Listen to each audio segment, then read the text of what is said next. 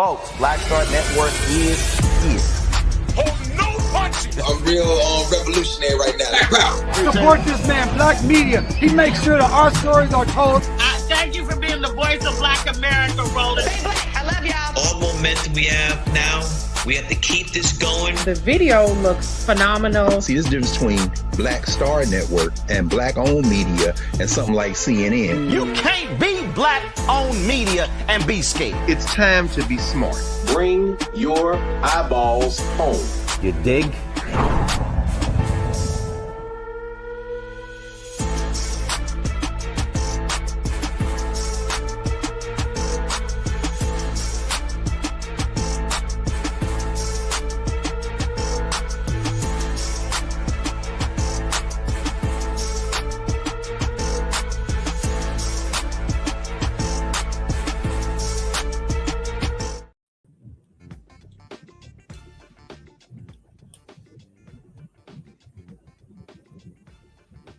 All right, folks, today is Friday, January 9th, 2026. Coming up on Roland Unfiltered, streaming live on the Black Star Network. Some major developments out of Minneapolis. We now have a new video taken from the perspective of one of the ICE officers. It actually does not help them at all. We'll also talk to a city councilwoman in Minneapolis, where the Hennepin County DA says they're going to charge the officer, Jonathan Ross, who shot and killed the white woman in Minneapolis. It's a whole lot that we're dealing with, is breaking down in this story. So lots of new developments, and we're going to be getting right to it. Also on today's show, we'll talk about what's with Bishop William Barber, what's happening in North Carolina, where he says, hey, guess what, folks? This is our Selma when it comes to voting and civil rights. We'll also talk with the sheriff of Philadelphia County. She makes it clear, ICE, do not bring your thuggish behavior to my county, or we're going to put you in jail. We're going to talk with her as well, folks. It's a lot we're going to break down on today's show. It is, of course, also the jobs report comes out. The economy under Trump has absolutely sucked. I thought he's supposed to be better for the economy than Vice President Kamala Harris. Well, we knew that was a lie. It's time to breathe the funk. I'm Roland Martin Unfiltered on the Black Star Network. Let's go. He's got whatever the miss, he's on it. Whatever it is, he's got the scoop, the fact, the find. And when it breaks, he's right on time and it's rolling. Best believe he's knowing. Putting it down from sports to news to politics. With entertainment just for kicks, he's rolling. It's on go, y'all. It's Roland Martin, yeah. Rolling with Roland now. He's funk, he's fresh, he's real, the best, you know he's Roland Martin now.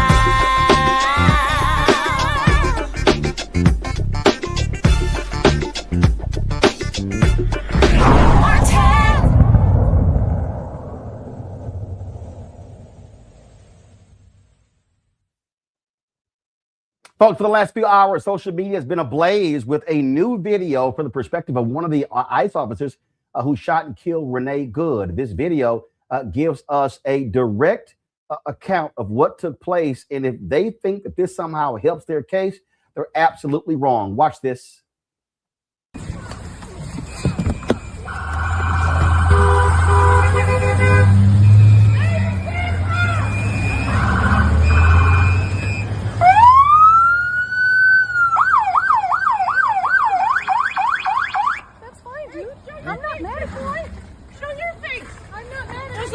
Change our plates every morning, just so you know. It'll be the same plate when you come talk to us later. That's fine. U.S. citizen, former fucking veteran. You want to come at us? You want to come at us? I say go get yourself some lunch, big boy. Go ahead. Out of the car. Get out of the fucking car. Get out of the car. Right,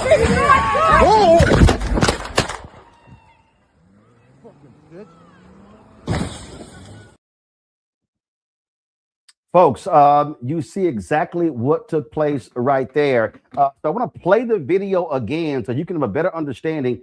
And so you see Renee Good. You see she's smiling. No big deal. And then the officers, they decide to take their particular action. This is absolutely crazy. Roll the video again.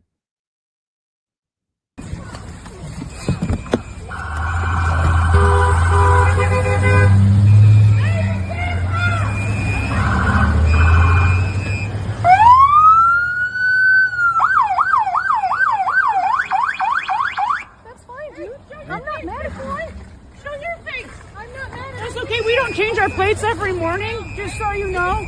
It'll be the same plate when you come talk to us later. That's fine. U.S. citizen, former fucking veteran. You want to come at us? You want to come at us?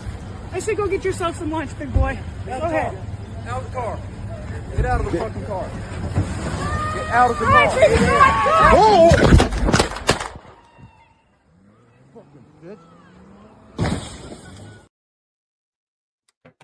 Yo, that is real. Hennepin County DA makes it clear that this officer, Jonathan Ross, is going to be charged for the death of Renee Good. This is beyond shameful, which actually took place now that this video is coming out. And a lot of folks are talking about what's going on here. Retired FBI agent, U.S. Air Force veteran, and crime fiction author Steve Lazarus, he put this video out talking about how this should have gone down. Watch this. Here's my take on the Minneapolis ICE shooting. Not from the standpoint of a politician or an activist, but through the lens of a 30-year career in law enforcement. I'm going to start by stating the obvious. I wasn't there. I haven't seen what happened before the video starts. That said, the more I watch it, the angrier I get. I spent 18 of my 22 years in the FBI as a firearms instructor. I didn't just teach agents how to shoot, I taught them when to shoot. One principle we hammered home was simple. Deadly force is never authorized merely to stop a fleeing suspect. Yes, if a vehicle is being used as a weapon, that changes the analysis, but nothing in this video supports that. If anything, it appeared the driver was just trying to avoid the agents altogether. Normally, I give law enforcement the benefit of the doubt when it comes to dealing with high-stress situations. But I can't do that here. At a minimum, this shooting reflects a failure of training and supervision. The deeper question, however, is whether law enforcement agencies are selecting and properly vetting people with the temperament and judgment required to make irreversible life and death decisions in seconds. Yeah, that's actually the case right there. Robin Wansley is a member of the Minneapolis City Council. She's the Minneapolis City Council minority leader. Robin joins us right now. And this is obviously, Robin roiled the city. We're now back. Minneapolis is now, the center of conversation when it comes to law enforcement shooting. And to have the federal government literally say, we don't even want the state or the city involved in the investigation shows that, frankly, they want to cover this up. Mm-hmm. Mm-hmm. Yeah, and I don't think it's not short of a coincidence that where Renee Good was shot and killed by a federal ICE agent on Wednesday morning. It happened just a few blocks away from where George Floyd was also killed by a Minneapolis police officer by the name of Derek Chauvin back in the May of 2020. And we're seeing similar responses happen in that. We're seeing the Trump administration, which at that time, it was our own city leadership in response to George Floyd's murder, trying to craft a smear campaign and mischaracterization of who the victims are. And we're seeing the Trump administration do that by framing Renee Good as an aggressor and thus warranted of the basically warned of her death, warned of the officer shooting and killing her. And we heard the same. Many stories put out about George Floyd and how somehow Derek Chauvin kneeling on his neck was not the cause of him dying. Even though also in both cases, there's video footage that shows clearly what happened, that these people were murdered at the hands of a law enforcement officer. And what I'm also very proud of in this fact is, same in 2020, our residents didn't wait for federal action to come in, intervene, to get justice for George Floyd. They organized for it. And we're doing the same here. That was one of the first demands that we put out, was that the federal agent responsible for Renee Good's murder, his name is Jonathan Ross, should be arrested and prosecuted.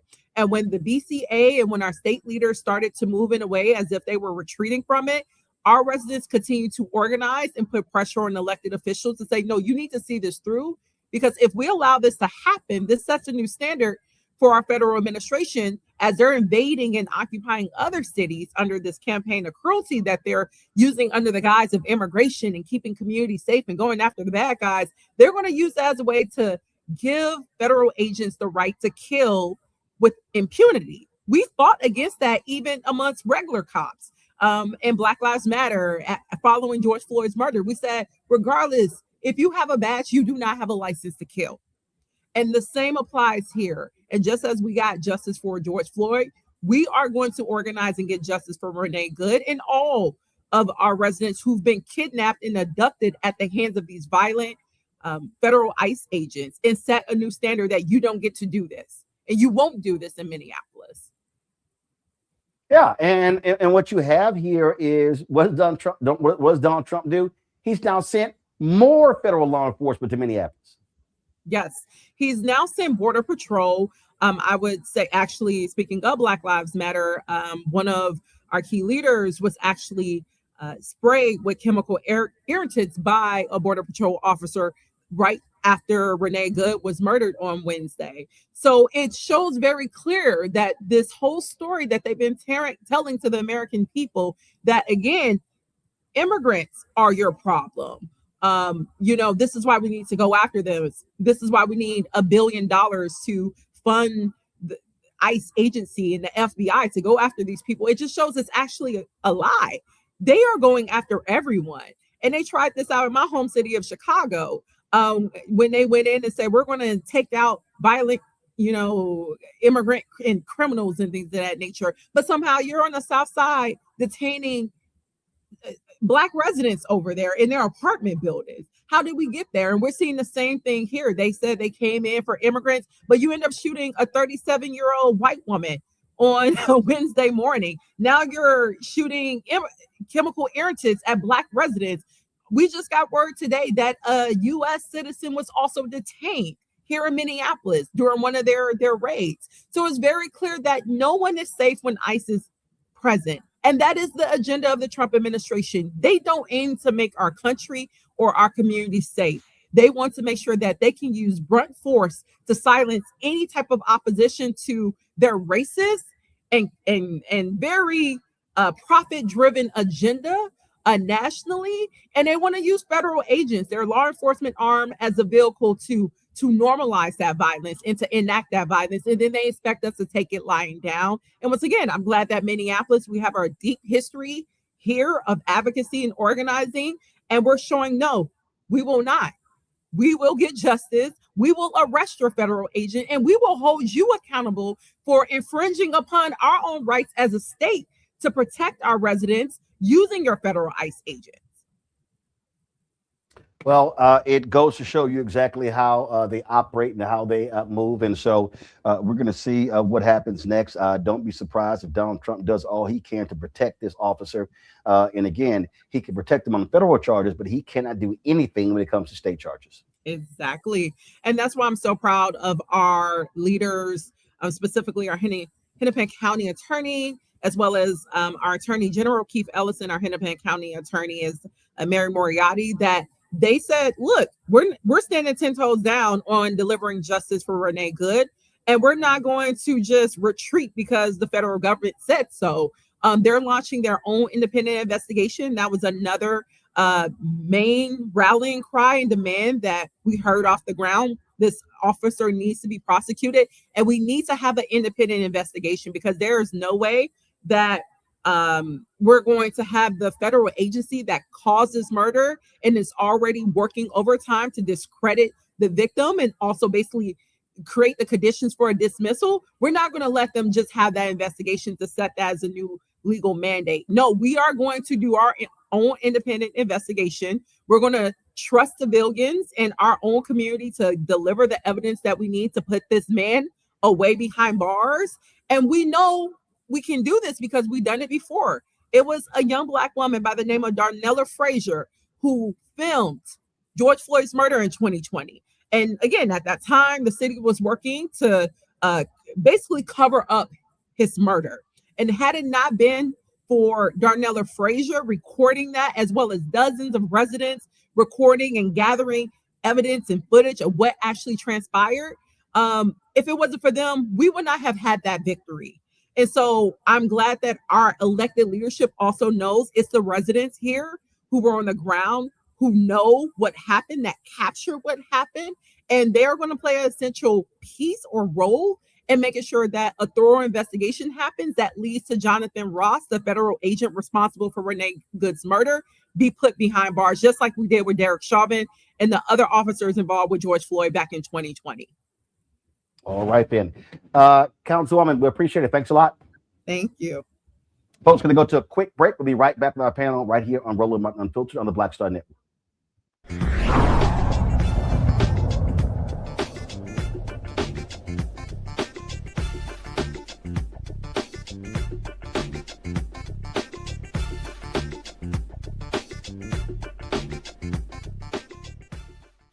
If in this country right now, you have people get up in the morning and the only thing they can think about is how many people they can hurt, and they got the power, that's the time for mourning. For better or worse, what makes America special, it's that legal system that's supposed to protect minorities from the tyranny of the majority. We are at a point of a moral emergency. We must raise a voice of outrage. We must raise a voice of compassion. And we must raise a voice of unity. We are not in a crisis of party versus party. We are in a crisis of civilization, a human rights crisis, and a crisis of democracy itself. And guess what? You've been chosen to make sure that those that would destroy, those that would hate, don't have the final say, and they don't ultimately win. Hey y'all, welcome to The Other Side of Change, only on the Black Star Network and hosted by myself, Rhea Baker, and my good sis, Jamira Burley. We are just two millennial women tackling everything at the intersection of politics, gender, and pop culture. And we don't just settle for commentary. This is about solution-driven dialogue to get us to the world as it could be and not just as it is. Watch us on the Black Star Network, so tune in to The Other Side of Change.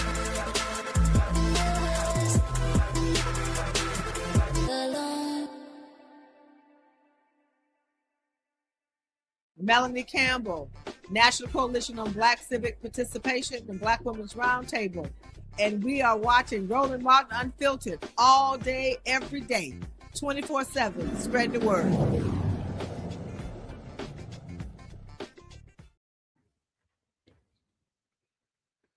All right, folks. Yesterday, Philadelphia County Sheriff Rochelle Bilal. Woo! Let's just say she spoke some truth when it came to what would happen if these ICE agents decide to roll up in her county and showing their ass. Watch this. I'm Rochelle Bilal, the sheriff for the city and county of Philadelphia. And I say her name, Renee Good. Renee Good. Renee Good. Renee Good. Renee Good. Renee Good.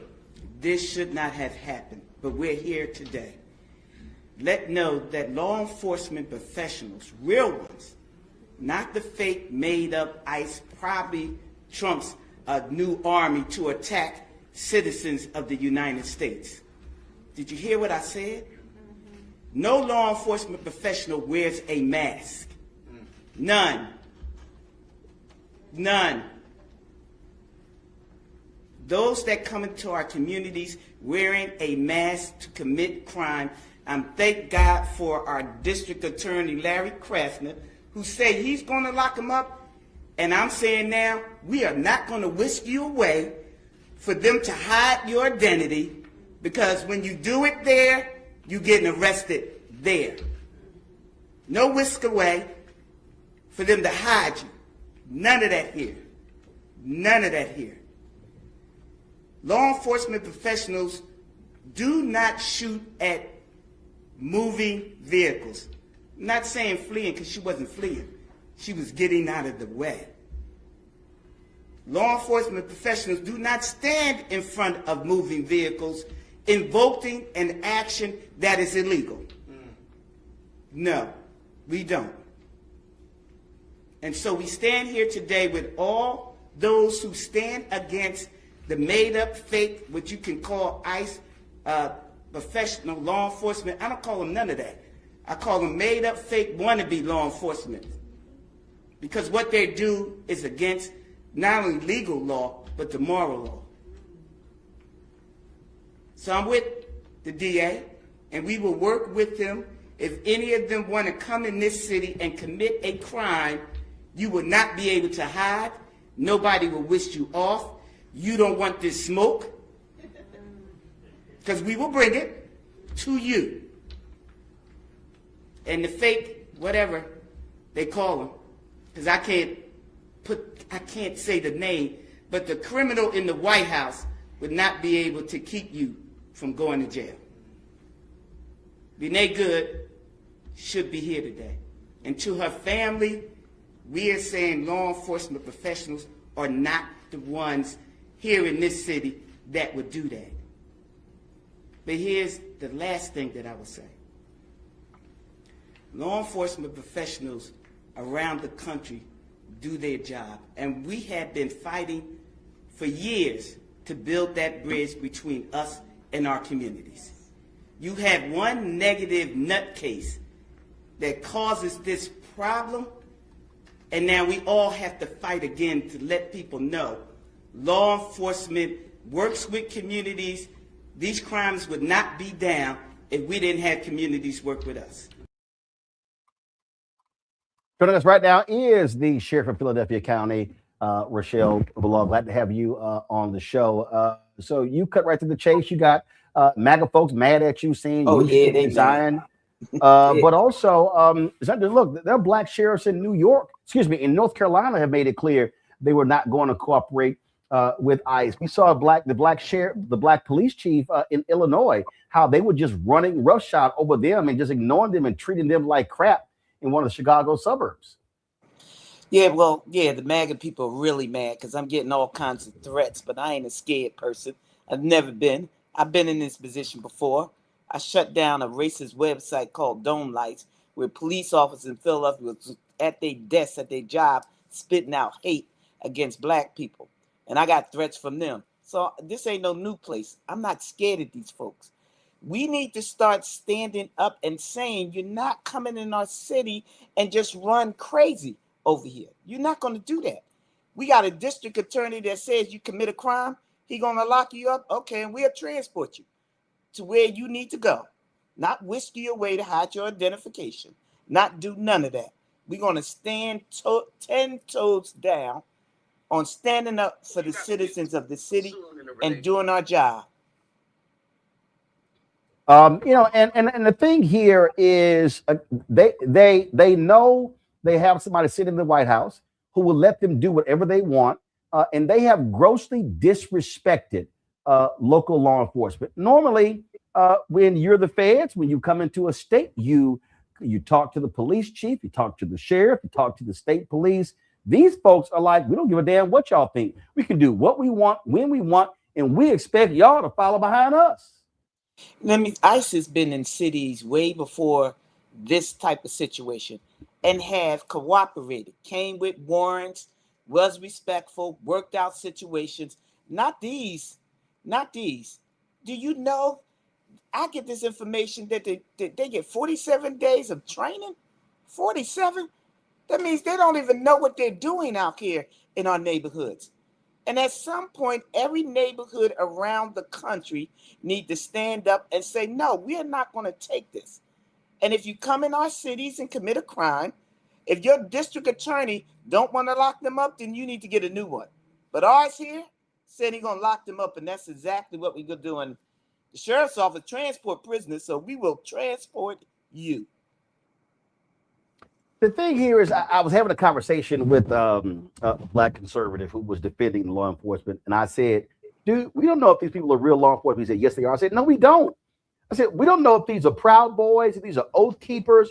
We don't know if they're bounty hunters. You don't have names, you don't have faces. I said, so we don't know. They're just grabbing anybody, and these folks are just doing whatever. They're busting windows. They're accosting people. They're just rolling up on folks. We're going to play a video later. It's about a 7-minute video where this African brother in Minneapolis was giving them the business.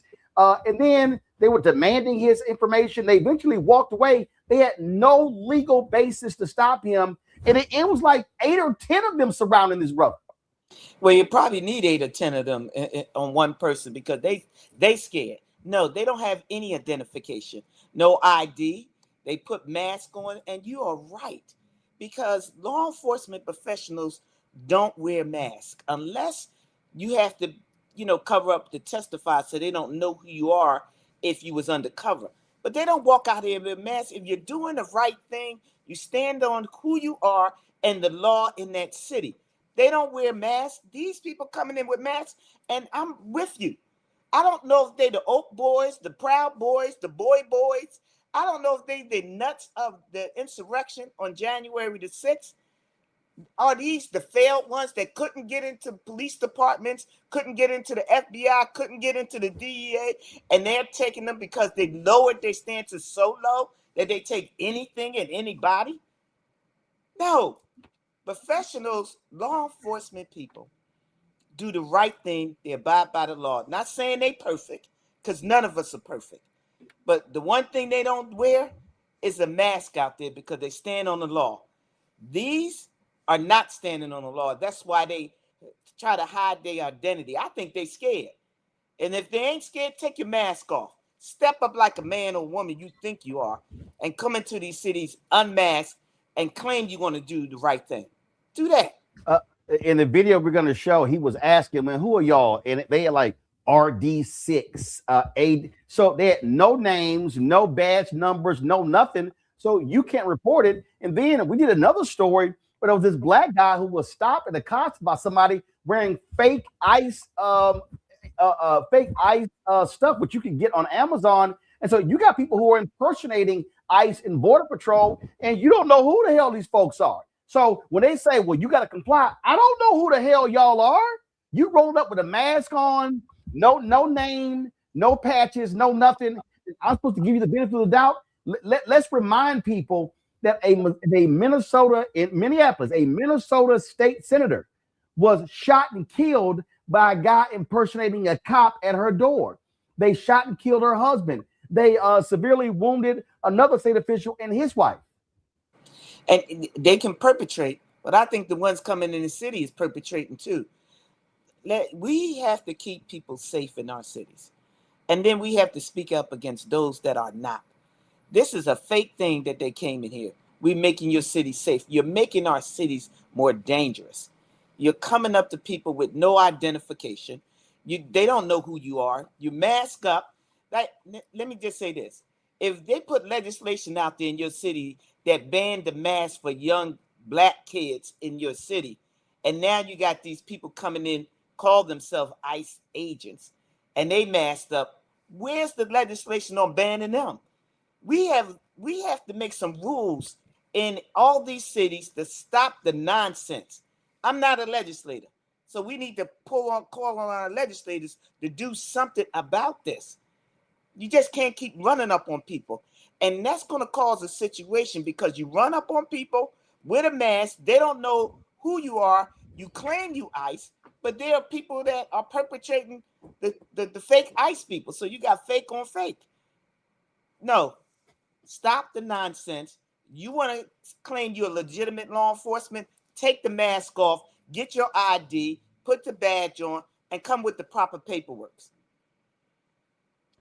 Introduce my panel, Candace Kelly, legal analyst, host of Not All Hood out of South Orange, New Jersey. Matt Manning, civil rights attorney out of Corpus Christi, Texas. Michael Imhotep, host, African History Network show out of Detroit. Candace, your question for Sheriff Bilal. As to whether or not ICE is actually going to come to Philadelphia. Is there a high likelihood? Is that what you are hearing? I know you're close to the pulse of everything. No, I haven't heard that. You have ICE agents here because people saying to me they are around our courthouse because our deputies are the ones that secure the courthouse and deal with the warrants from the judges. So they're outside courthouses, they're outside buildings. I'm not hearing that they're coming in here like they invading other cities, but the ones that we have here, we got to deal with them. Thank you. Matt? State law often gives federal agents certain powers. As it relates to Pennsylvania, do those ICE agents actually have any powers outside of the federal enforcement, or what is the interplay, I guess, between state law and what they're actually able to do? Because I suspect we're going to be hearing that they're going to say we're empowered to come in and enforce state law as they sometimes do in other places. What's your experience in that respect? Because in Philadelphia, you have the sheriff and you have the police department. Under my jurisdiction is where the courts are. ICE cannot come in the courts to arrest anybody. And if they do, they let us know in advance, and they have to have a valid warrant signed by a judge. And they don't take them out of the courts. They don't go in the courtrooms. We will take them back to where they were, and they have to go there to get them. They don't just invade the courts here, but they outside lingering, and they outside trying to capture people coming out. But what we have in our city, and I'm running I deal with the courts and their security. They don't come inside the courts to grab anybody outside. They're lingering outside of that. And I can't stop them because the sidewalk is public. The courthouse is public. The only person that can stop them from even being outside is legislation or a judge. And I'm waiting on that. Michael. Sheriff Bilal, I saw your video today. Thanks so much for your heartfelt words. My question is, I know under the Obama administration, he deported 3.1 million undocumented immigrants, but they did it the correct way, like you're talking about. What has been some of the response from those in the African-American community where you live who may have voted for Donald Trump because they said he's going to deport the undocumented immigrants that are taking Black people's jobs, but then we see all this hell breaking loose, okay? And Obama deported more per month on average than Trump is doing. What are some of the responses that you're hearing on the ground? Well, the ones that voted for him feeling sick to their stomach right now because the promises he made to all of these people and even Black people, and I can't see why they even did that, but because they was fooled. Now the they're fooled, and now it's on them. Now they sick to their stomach because they done cut off whatever benefits. They done stopped them from doing this, and they coming to get. Look, they probably coming to get us at the next go around. Before we sat back and said it ain't us, it's all of us. It's all of us. If we are not a racist, bigot, maggot participant, then it's all of us. Doesn't matter what shade, what political state you are in, it's all of us. And so if they don't get off their butt, they sick now. And now they're trying to figure out what it is they want to do. I tell them what, they need to get out here with the rest of these folks and fight back and not just take it. Thank you. Well, there are a lot of folks who are highly critical of their actions. And I think what this shooting has done, it has finally woken some folks up. And listen, they have been attacking Black and brown people. And let's just be frank. This is a white woman who was shot and killed. And the right is trying to say, oh, she was this left-wing terrorist, lesbian, all this sort of stuff like this. But I think them shooting this white woman in left-wing terrorist, lesbian, all this sort of stuff like this. But I think them shooting this white woman in the face and killing her is going to cause some other white folks to realize that, guess what? It ain't just the brown people. They not exempt. And that's what I said. It's all of us. If you're not a part of that group of people, I say the cult, because that's the way I see it. And that's my personal opinion. If you're not a part of that, then you are the next person in line for them to come, step up on you, mask that, try to grab you out your car, throw you on the ground. This is ridiculous on what's happening. And I'm speaking now, and some people may be mad. I don't care at this time. I got family. I got grandkids. I got friends. I'm speaking up because I live here in America, and this is unjust. And in my book, I'm just not going to sit back and let it happen. And I don't care about the threats. Bring them. I'm a law enforcement person. I was well trained. I had more than 47 days of training. Trust me, more than that. This crazy Black Republican from Texas, Wesley Hunt, decided to give his perspective and weigh in on this shooting. And Sheriff, I would love to hear your response to this. Let's play that.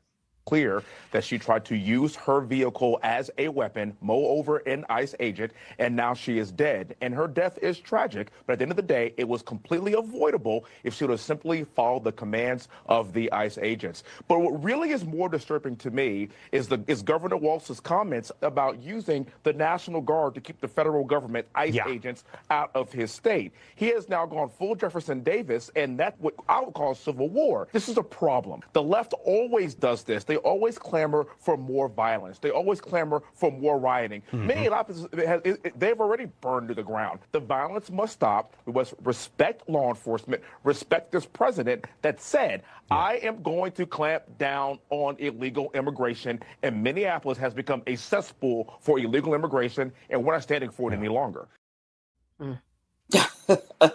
What, are you trying to buck for a job or something? Because I seen all the people that used to speak up for the criminal in the White House, and ain't none of them got a job. So I guess he's trying to come in and get one.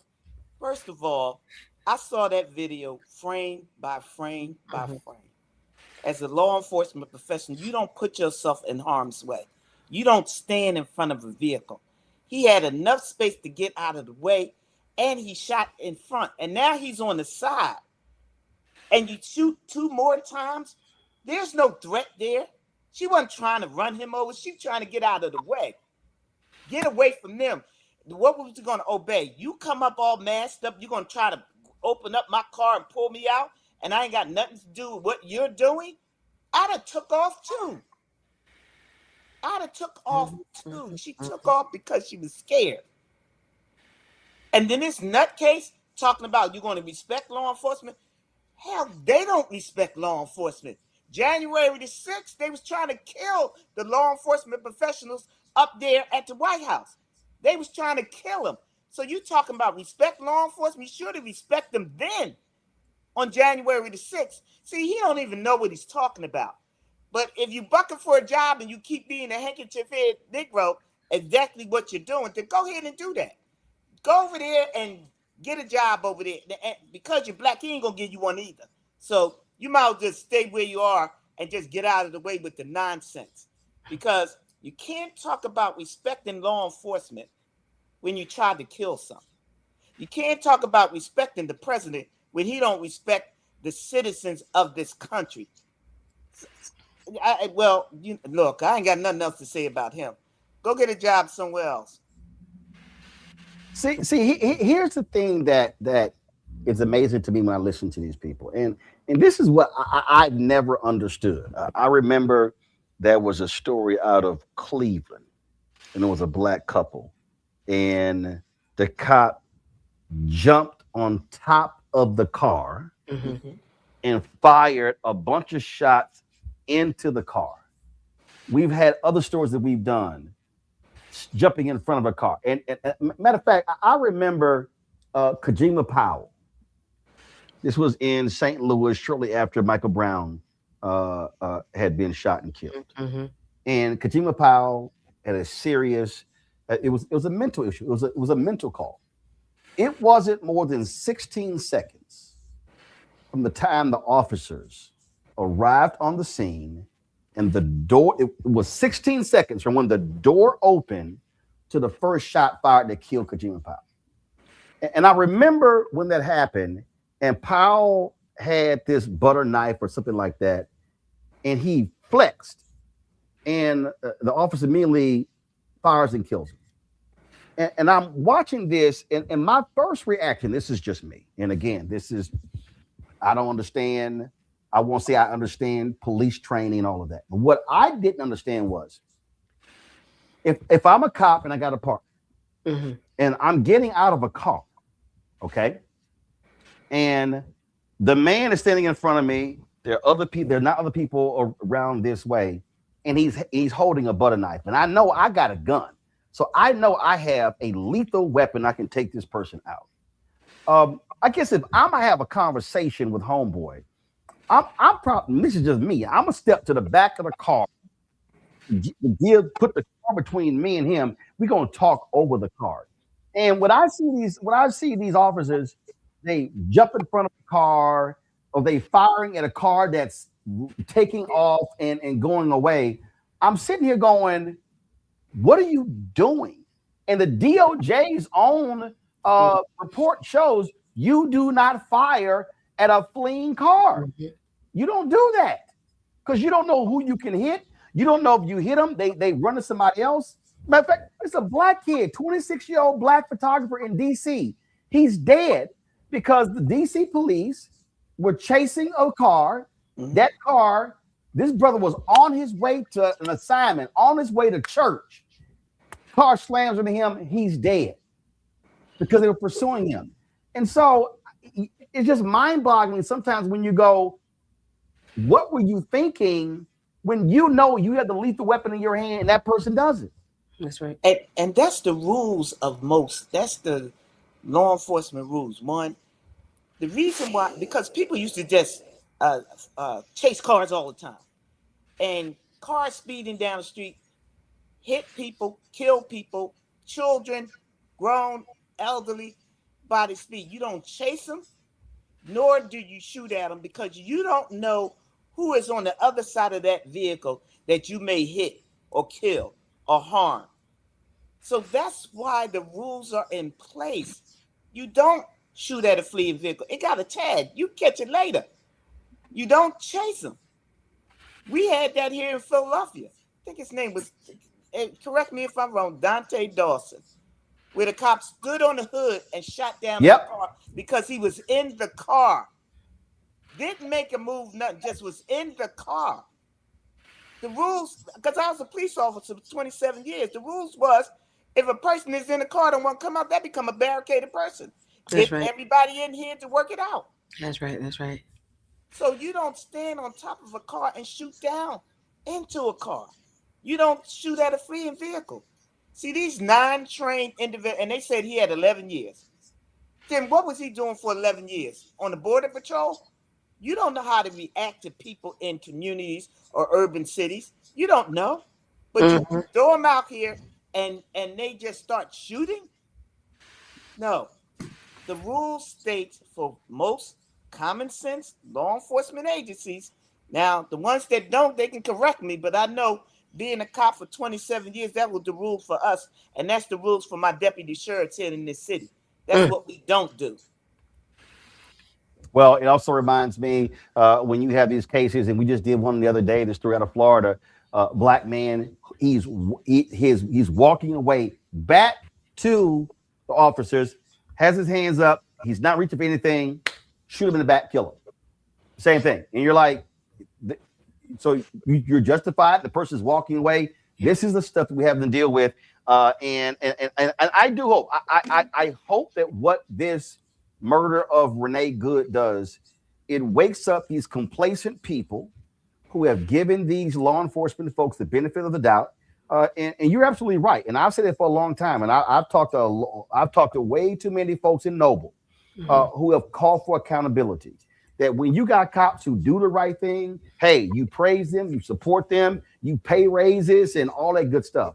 But we know for a fact you got some folks who are thugs, who have no business with guns and badges, and they know, oh, I can shoot and kill, and all I gotta say is I fear for my life.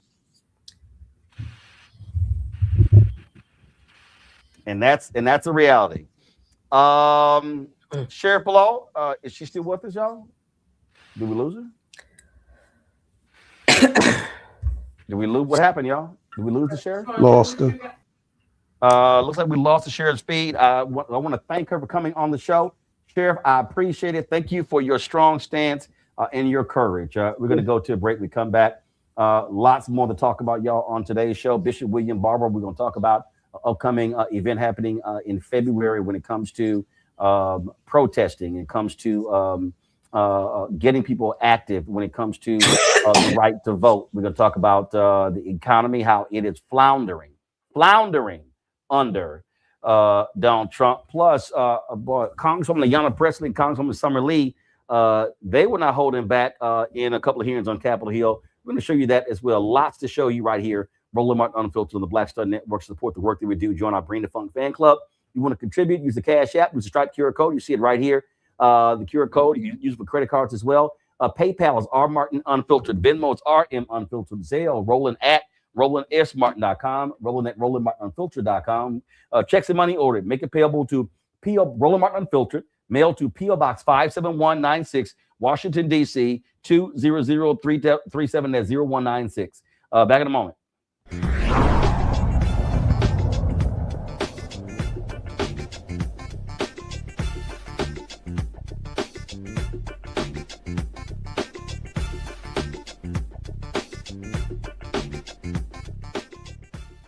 Coming up on the next Black Table, a conversation with Professor Howard W. French on his new book, Born in Blackness, covering 600 years of global African history and helping us understand how the world we know today is a gift from Black people. There could have been no West without Africa and Africa. That's on the next Black Table with me, Greg Carr, only on the Black Star Network.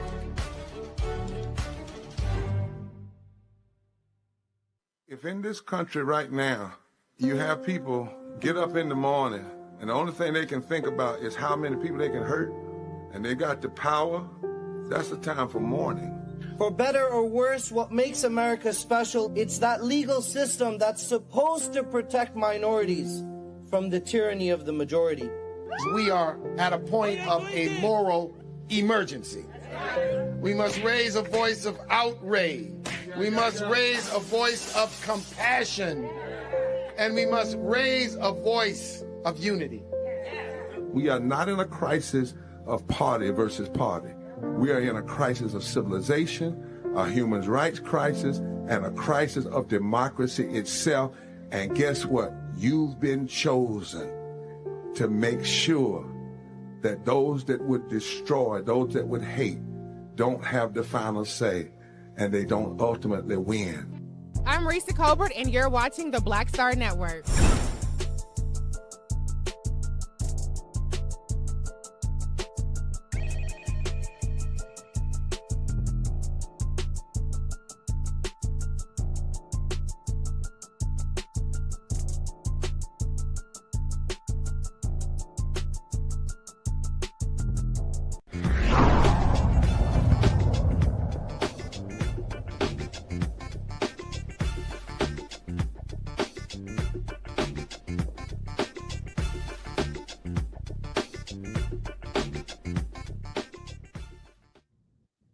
So, folks, I saw this video, and there was this Uber driver, Ahmed bin Hassan, who got into this verbal altercation with some federal law enforcement officers. He was giving them the business. And so I just want y'all to see how my man, I want y'all to play the 755 version, y'all. But he was straight up just letting them have it. Watch this.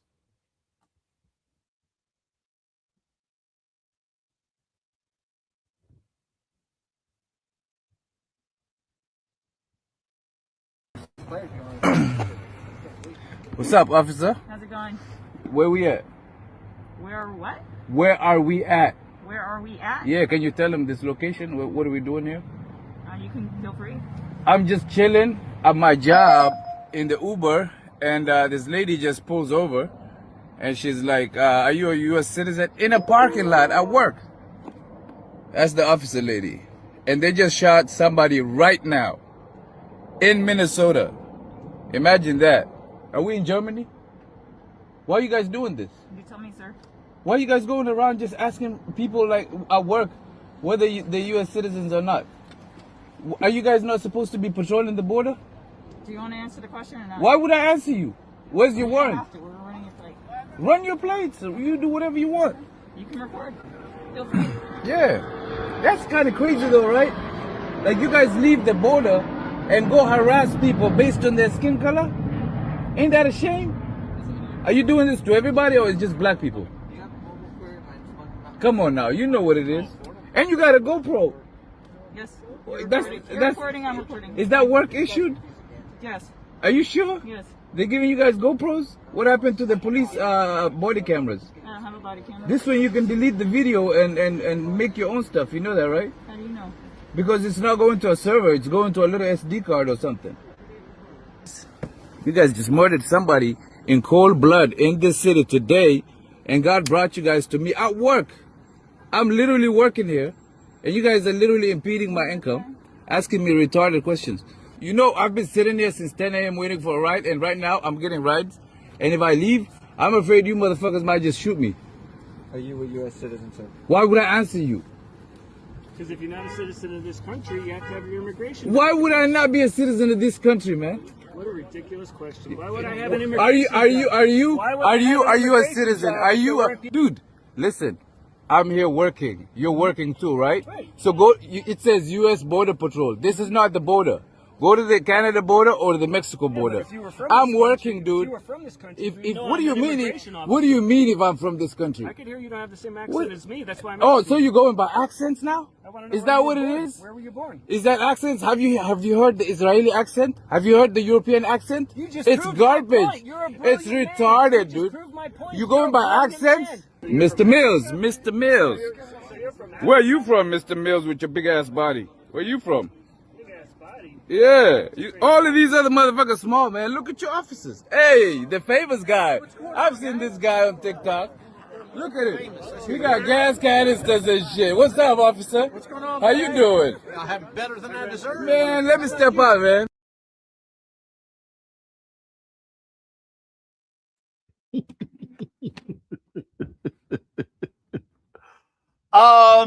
That was wild. And because that was a shorter version, right? Play me some of the other one. Give me some of the other one. 2 videos. I think that was the almost 3-minute one. Play the other one. What's up, officer? How's it going? Where we at? Where what? Where are we at? Where are we at? Yeah, can you tell them this location? What are we doing here? You can feel free. I'm just come on out. Come on. There you go. So y'all let me know what happens with that. First of all, man, I love he was giving their ass the business. He was like, man, I ain't giving up nothing. He was just ripping them. I loved it. And I love that he was recording, and I love that he called the guy out on, the xenophobia basically behind, oh, your accent is different than mine, therefore I'm going to conclude you're not an American citizen. Not to mention there's a whole naturalization process. I mean, it's crazy how they're going around, and it's very interesting that he talked about them not being anywhere near the border, because what I think a lot of people are kind of conflating these days is like Border Patrol does have expanded authority, right? I think it's like 100 miles from the border or 50 miles from the border, one of those two, where there is a relaxation of civil rights. But the point is, past that point, they're not patrolling the border. So the idea that they would be like a supplemental immigration force, and he's calling them out like, we're not anywhere near the border, go back to Canada or go to Mexico. I love that, because I think a lot of times what happens with citizens is if they don't know the distinctions between certain officers, certain authorities, certain jurisdictions, they may acquiesce just because the person's in a uniform when that person doesn't have any right to order them out or order them to do anything. And I like that this brother stood strong. And a lot of times when this happens, officers get frustrated because they're used to people immediately acquiescing. But he was one of the ones that brought the smoke and said, nah, man, you don't know what you're talking about. And clearly he was able to post this. So presumably he's not in custody. He didn't have anything happen. And I'm glad that he stood up the way he did. Yeah. And for me, straight up, hey, everybody got to have their cameras out. You can't trust these people at all, Candace, at all. Really key about that video is when he asked her, why are you stopping me? And she said, I don't know. Why are we? I mean, come on. Even she didn't know the reason why and didn't have a justification as to why she was stopping. There was no probable cause. There was no warrant. There were no constitutional guidelines that she could even say anything about. And to Matt's point, yeah, you're on Border Patrol. What are you doing here in this Uber parking lot where I'm about to go get a ride, but I'm afraid I'm going to lose my life? So even if it does move to the point of, hey, you know what, we do have reasonable suspicion, then he also has the right to remain silent. And these are things that it sounds like he knew and understood that they did not know and did not understand. So it's important to have your camera, as you said, and it's important to know the law. It's important to understand when you cannot be stopped, because as we saw and we've heard about that training, 47 days, we heard the sheriff talking about what went into Mr. Ross, who killed who killed the woman in Minnesota. That's not enough. They probably don't know what they're doing. You probably know the law better than they do if you are somebody on the other side of an ICE officer agent. Yeah, Michael, they love demanding paperwork, demanding ID, and asking. I love it when he said, "Oh, my accent." You know, the Israelis have accents too.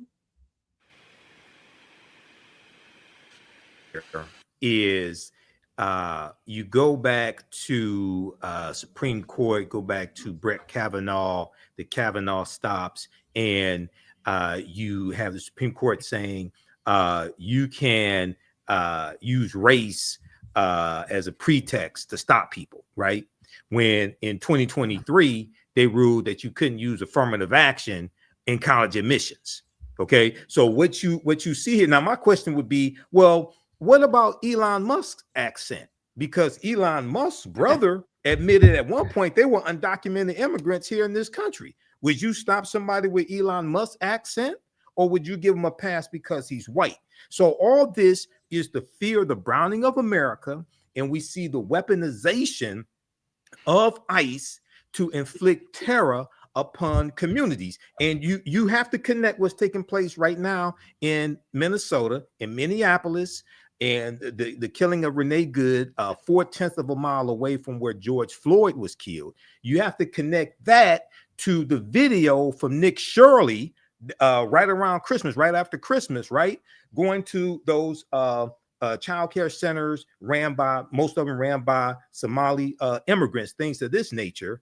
And people in the Republicans in the state legislature in Minnesota feeding that information to Nick Shirley. And because of those videos going viral and the white supremacists in the White House seizing upon that, then they flood Minneapolis, Minnesota with ICE agents. And you see this unfolding here. So this is an example how elections have consequences. This is straight out of Project 2025. Okay. And we see that the big ass ugly bill gave an unprecedented amount of money to Homeland Security to do this. But going back to the conversation with the sheriff, under the Obama administration, the 2 terms of Obama, they deported 3.1 million undocumented immigrants, but they didn't terrorize communities doing this. So there's a right way to do it, but this is totally the wrong way. Well, they are showing us exactly who they are. Now, while those things are happening, our economy is going straight to hell. 2025 absolutely was an awful economic year. And all of you idiots who said Donald Trump was going to be great for the economy, way better than Vice President Kamala Harris, you probably feel real stupid right now because we know that was an absolute lie, and so let's break down what's happened with the economy. Morgan Harper joins us right now. Morgan can walk us through. She's the Director of Policy and Advocacy for the American Economic Liberties Project. And Morgan, they have been trying their best to delay these numbers. They don't want us to see it. All of a sudden, we now realizing, guess what? Manufacturing Trump. I'm bringing it back. No, you're not. It sucked. We're seeing how across the board we've seen anemic loss. And don't you remember when we would have 150 or 180 or 200,000 job creation and Fox News would be going, oh my God, this is soft. This is awful. But all these downward revisions that we have seen now shows how awful this Trump economy is. Yeah, it's really something, Roland. I mean, the top line figures that we have now that are estimates of what happened throughout all of 2025 are indicating that there were only about 500,000 jobs created for the whole year. To compare, under President Biden's last year in 2024 is about 2 million, right? So that's a huge difference. And then when we're breaking it down month by month, you're exactly right that we're only having like 50,000 jobs that are being estimated that were created this past December. Revisions down, still in the tens of thousands of jobs for November. And so there's nothing like robust job growth going on here. And again, and this is something that we've talked about before, where is the job growth that is occurring, even if it's very limited, where is it coming from? It continues to be things like social assistance, healthcare, hardly a booming business environment that's just suggesting a ton of innovation and entrepreneurship is happening. I think as one a bit of coverage that I saw today was talking about that's really just like demographic change. People are aging, they need more support. That's where you are going to see more of those healthcare jobs tend to come from, regardless of what's happening elsewhere in the economy. The other thing that is important to note in these numbers as a sign of how all is not well, despite what the White House might be trying to spin, is those that are unemployed. Unemployment is up overall from where we were at this point last year, even though there's a slight downturn in terms of the exact number from this past month. But overall, unemployment is up year over year, and particularly Black unemployment is much, much higher from this point last year. And those that are unemployed, they're staying unemployed longer. And that is particularly disconcerting, meaning like you're looking for a job, you're not able to find one, so you're going to stay as part of that official statistic for longer. And that's a problem, as we know. I mean, most of us are living paycheck to paycheck. The longer that you don't have one of those, then other ripple effects that are happening throughout your life, just in like a real micro way.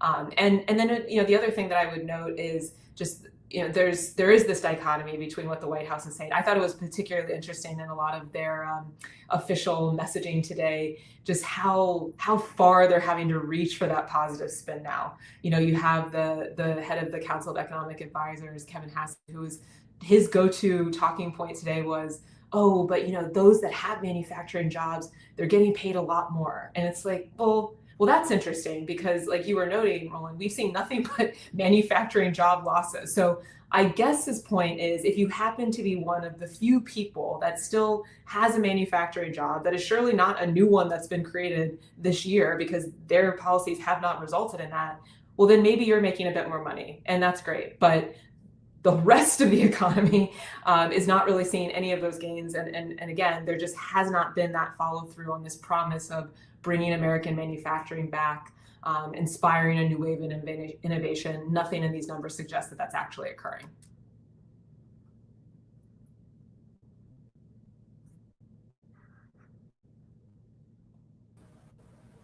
Muted. I love all the spin they've been doing. And in fact, I came across this video. I'm gonna try to find it. Scott Bessent, they were at this event, and this woman came up and said to them point blank, guess what? My things have sucked when it comes to my life, my business, because of these tariffs. And he was sitting kind of like, uh-oh. And it's kind of like, yeah, try to tell you.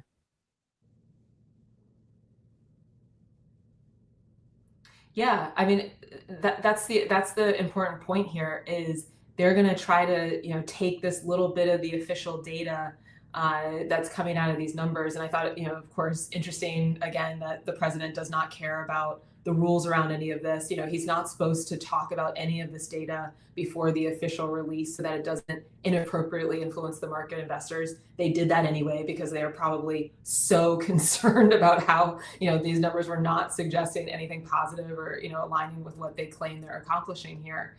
And people are not having to, but are able to confront that imaginary picture that they're trying to paint with reality. And yeah, I mean, small business, I'm sure all of us, we're all living. I know I have had these conversations in Columbus of like, oh yeah, business owner used to carry that, can't carry that anymore.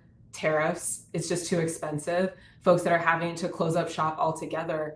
And more importantly, and that, I think this is the widespread type of impact, is just that uncertainty that people don't know exactly what's going to happen. And so they're not able to move or invest in any particular way.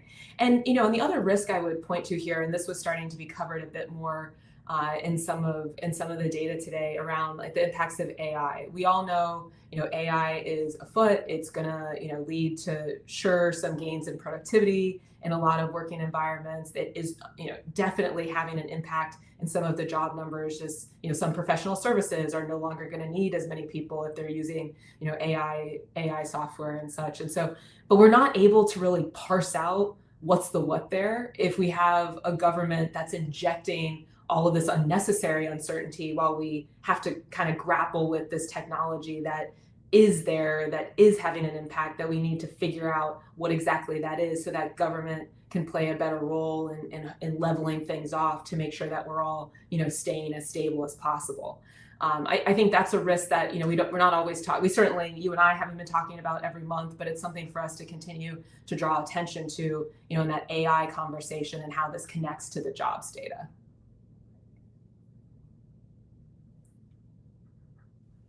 Questions from our panel. Let me start with you, Michael. All right, Morgan, you just hit on one of the questions that I had dealing with artificial intelligence and eliminating jobs. The other question that I had is when we look at, for instance, September 2024, Goldman Sachs put out a statement. They analyzed both Trump and Kamala Harris's economic plans, and they said that Kamala Harris's plans would give the biggest boost to the economy, and they talked about how Trump's proposed tariffs on imports and tighter immigration policies would really destroy the economy. What feedback are you hearing from African Americans specifically on how they are trying to navigate throughout all this? We're looking at unprecedented unemployment for African Americans in the past few years. We're looking at energy prices up 13%, beef prices up, coffee, et cetera. What are you hearing from African Americans on the ground? Well, I think it's interesting because, you know, a lot of us probably don't have the expectation that the government's always going to be working in our best interests, I would say, you know, as a community. And so I think in certain ways, we're kind of prepared to be surprised and the unexpected in a certain way. So psychologically, you know, maybe that puts us in a slightly better position than the average person that is used to maybe living with that illusion or expectation that somebody's going to be taking care of you, looking out for you. That being said, I mean, I'm hearing that people think what's going on is crazy and that there is no way to make this all add up. So, you know, like you're saying, Mike, we have, you know, the uncertainty around tariffs, that those costs are having to be passed on certain goods and all sorts of businesses that we're going to based on how this administration chose to implement tariffs. That is not inevitability, right? There is a version of doing better trade policy, tariff policy that would not go like this. That is not what they decided to do. In addition to some things that are never going to be reflected in this data that we're talking about, like energy costs, like utility prices. And I think the important point here is to emphasize, like, none of this is inevitable. None of this is necessary. There are, even when we're talking about AI, right? We're kind of like just hearing AI, it's happening. We got to just deal with it. It's like, well, no, we have a government that can pass laws that kind of decides the rules of the road, even for something like an innovative technology, like how that's actually going to be playing out in our economy and our society. But unfortunately, that is not what this government's trying to do. I think the other thing I would note is, you know, when we're looking at, you know, I mean, I don't have all the ins and outs of exactly what Kamala Harris was proposing, but I can guarantee you that there were some elements of it that were also looking at what we call like the supply side of things. So, you know, it's interesting, this proposal that's come up from Trump, you know, that you all might have seen some coverage of around like buying up more of these mortgage-backed securities, bonds to try to lower interest rates. And then that's going to solve the housing crisis. Like, this is their big housing plan. It's like, well, okay, but y'all aren't doing anything to address actually like what's going to be necessary to build housing. So similar to the job market, you know, they're doing all these things. They're like, oh, we're going to, you know, manufacturing, and we're going to keep, you know, supporting all these businesses. So it's like, we're gonna cut back on immigration, but you're not doing anything to address the supply side here. So it's not that you don't want to do tariffs at all. It's not that a lot of us don't care about having better immigration policy. I think a lot of us do. But if you're gonna put in these real, you know, extreme approaches, and then you don't do anything on that supply side to, you know, train people up or make sure that we're impacting the number of people that are available to take on any jobs that are being created, or incentivize businesses to want to create those jobs, well, then you are just setting people up for absolute devastation. And I do think that, you know, that's what I'm hearing from a lot of people, that they're kind of worried that's where we're headed, and there's not a lot of ways to maneuver to protect yourself in that environment. All right, thanks. Candace. So there are a lot of people who graduate these days with computer science degrees, and they're so behind because technologies move so fast. By the time they get a job or not get a job, they're just behind. So I'm wondering, for people who are, you know, looking into areas to go to in terms of studying, where are the hot jobs coming in 3 to 4 years? What will a good degree look like? Because it certainly isn't computer science. I mean, there's so many statistics and headlines out there about that, but where do folks go? Yeah, Yeah, I mean, I think that's a great question. And, I've been, and certainly not a workforce expert or anything like that, but I have been hearing the same covers that you're talking about with the computer science degrees, now being somewhat less necessary, less in demand just based on the advances in technology. And more than anything, we are going to need people that do have critical thinking skills and an ability to still be able to write and work through complex problems and deal with lots of different kinds of people, something we would call like a liberal arts education. And it's out of vogue in this administration and not just this administration, I mean, it's a movement across the country that's kind of, pushing back on those. But I do think that there continues to be a need to invest in people, regardless of what circumstances you might be born into, if they want to pursue an education, higher education, that pathway is available to them without getting in a bunch of debt. That being said, completely support and do think, and this is something we were seeing a lot under the last administration, under the Biden administration, an investment in trades. And if we, have, the types of policies that were happening under the Inflation Reduction Act, incentivizing solar investment in solar energy that then requires people to have the training to be able to install that in building trades. That is going to continue to be necessary. There's a shortage of people that have the skill set to be able to just be plumbers and be electricians and have some of these, skills that are more in that trades category. But that requires a government investment to make sure that people have those resources. And this is another thing I've heard on the ground. I mean, and it's been very, very hard to hear. Some of these job training programs that were getting that funding through the big federal legislation just immediately disappeared, with all the Doge business. And then they cannot afford to put on those programs. I've heard from folks in Columbus that that's happening too. So, you all talk about it. We all talk about it a lot. Elections matter. We need to get things back on under control, on track with just, maybe we don't all agree on exactly what the solutions are, but we need to have people in these positions that are even trying to figure out and understand what the problem is to explore what those solutions could be. Thank you. Well, the election, I think, is going to be a huge issue comes the midterm elections in November. And if Democrats, they want to regain the House, they should be hammering these folks by saying, guess what? You let Donald Trump do whatever he wants to do on tariffs. Now you see the problem when, in fact, Congress actually can be controlling tariffs. And so the GOP, you put your fate in the hands of Trump, you're going to suffer the consequences. And so it had better be a strong economic message. But not just that, Morgan. What Democrats also have to be saying is, what are we going to do when we regain power? It can't just be they suck. Completely. And, I think we have a great example from this week, Roland, with, Trump coming out saying he wanted to ban institutional investors from buying up, single family homes across the country. Right. So this is like, private equity, large corporations being able to dominate regional housing markets. Which, of course, that was one of the ideas of Vice President Kamala Harris. Yes, and there have been a couple of bills introduced by Raphael Warnock and other Democratic senators. And in fact, Democrats tried to do that last year, and Republicans voted against it. Yes, but the point I agree. The point I was going to make though is, and I think we can agree on this, that is not something though that every Democrat across the board was willing to talk about. Even we're talking about something like taking on private equity and some of the impacts that it's having in the economy.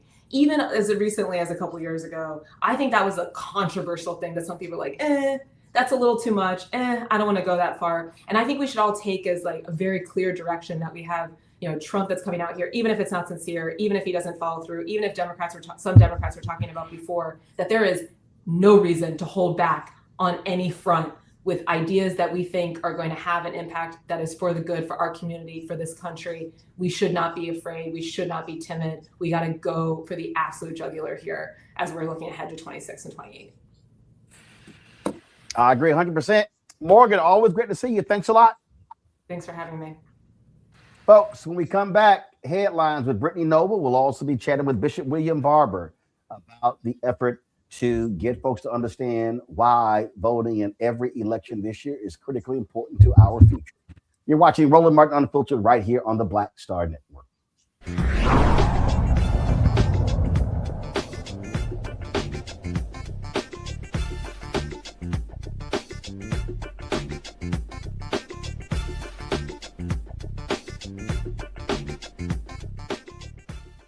They said the quiet part out loud. Black votes are a threat, so they erased them. After the Supreme Court gutted the Voting Rights Act in 2013, Republican legislatures moved fast. New voter ID laws, polling place shutdowns, purges of black voters from the rolls. Trump's Justice Department didn't stop it, they joined in. In 2018, his DOJ backed Ohio's voter purge system, a scheme that disproportionately erased black voters. Their goal, erase black votes and political power. Yeah, that happened. These are the kinds of stories that we cover every day on Roland Martin Unfiltered. Subscribe on YouTube and download the Black Star Network app. Support fact-based independent journalism that centers African Americans and the issues that matter to our community.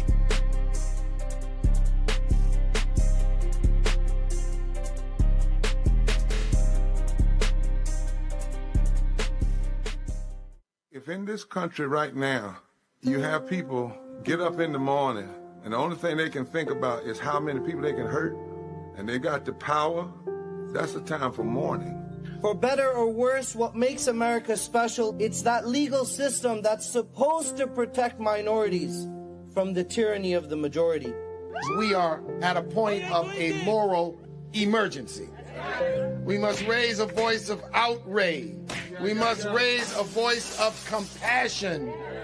And we must raise a voice of unity.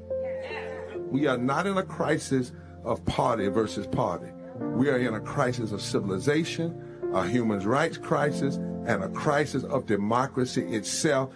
And guess what? You've been chosen to make sure that those that would destroy, those that would hate, don't have the final say, and they don't ultimately win.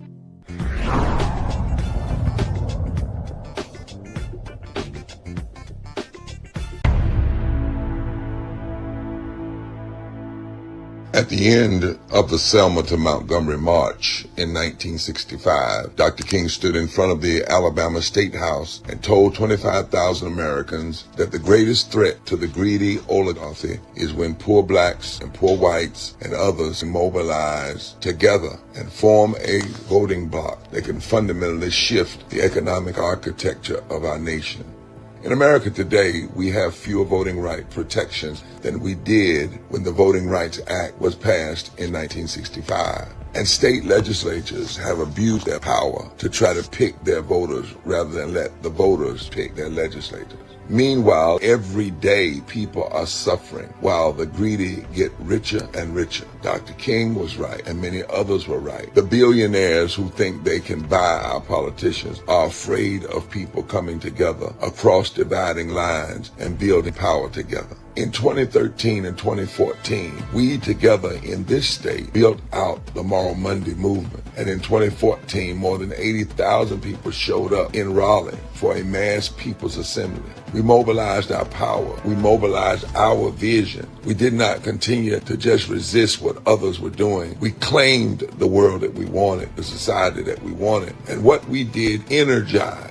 It was not partisan, it was principled. Here we are again now in 2026. And it's time to love forward together and mobilize. This is our Selma moment. And we need everybody, regardless of your race, your creed, your color, your religion, your sexuality, whoever you are. If you love voting rights for all, if you love abolishing poverty and bringing into reality living wage, if you love health care for all, if you love and grace and mercy and do not want to buy into the religious nationalism of hate and meanness and a lack of empathy, if you want to love forward together, welcoming immigrants rather than suffering ICE raids, if you love the environment and want to see it cared for rather than the polluters taking over, if you love fully supported public education, if you want to love, not hate, and to have peace and not war, to stand against unchecked militarization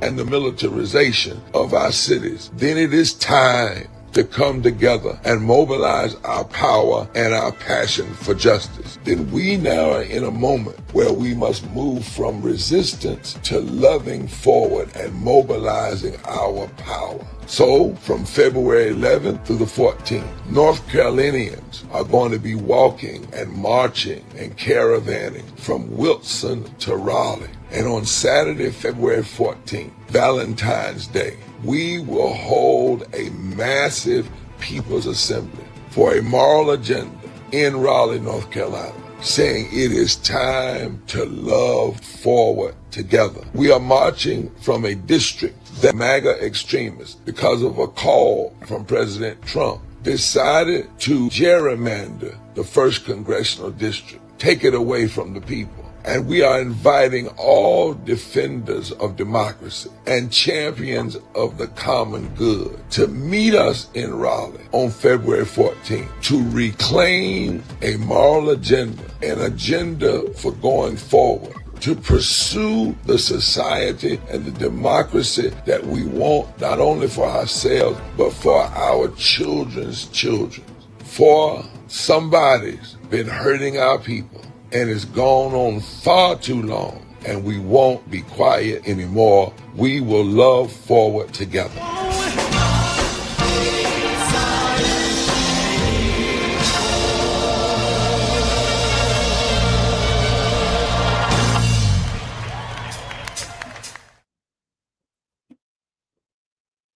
Folks, joining us right now is Bishop William Barber with Repairs of the Breach, Poor People's Campaign. Bishop, always glad to have you. Happy New Year, frat.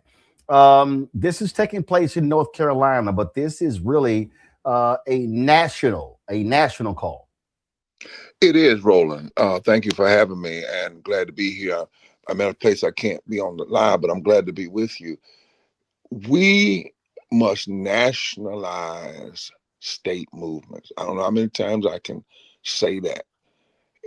We need to be rallying the people in our states, and it doesn't even have to be partisan. It can be principled, and mobilize in a way around what we stand for. What is it that you stand for, and that you will stand for, regardless of what we've talked enough. We have to do the critique, but resistance only gets you so far.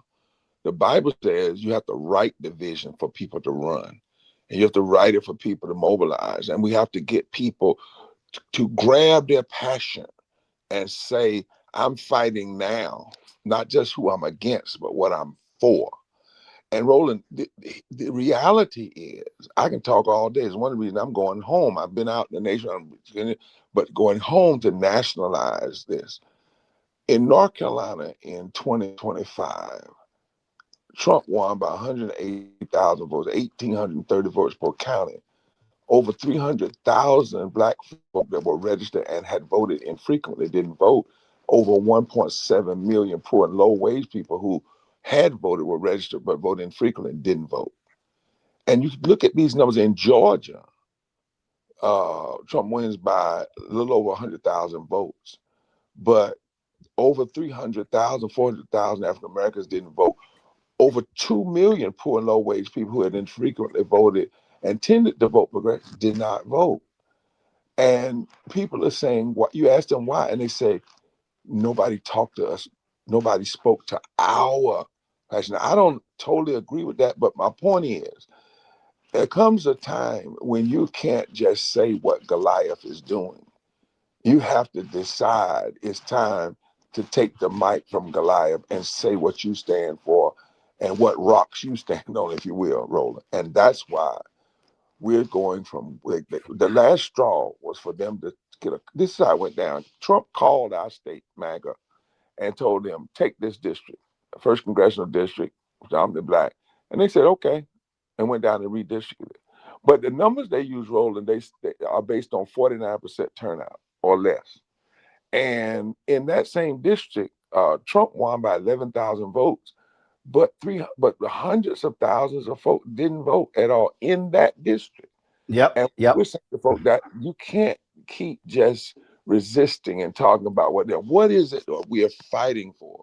3 days we marched from Wilson to Raleigh, and then a massive. And lastly, you know this, it's not just a rally. People are going to get that day on live streaming. There were 7 things to do what you and I call micro organizing. That's right. Yeah. Well, here's a perfect example.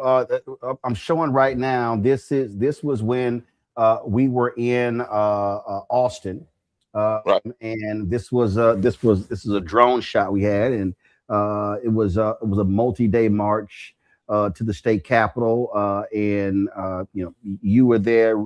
Beto O'Rourke was out there. Reverend Jesse Jackson Sr. was out there, and the thing that this was July 2021. So here we sit, January 2026. We saw what Texas did, stealing 5 seats. We saw how they passed all of these voting laws. And I remember there were people who were then saying, "All right, man, y'all sitting here, you're doing this march." But as we said, we talk about micro to macro. The problem with so many of these other folk out here, they want to have one big old rally, get lots of attention, and then you go, okay, well, what the hell you do? What's next? And all I've heard in the past year, Bishop, and you and I talk about this all the time, I've heard more people say, "Hey, man, who's doing something? We're waiting. We're ready to go. We're ready to do this thing." And the problem is too many organizations, too many churches, too many black churches, too many civil rights groups, others, they've been non-existent. Chatting with, doing email fundraisers, and the people are saying, "Where's the plan of action to fight back?" That's right. Where's the plan of action, and what is it that we're fighting for, and how we mobilizing so that there's a movement, not just a moment. When we went to Texas, as you remember, about 100 folks started with us, but thousands showed up. Now, we encourage people, you and I, to keep doing it, right? To keep going, build it out.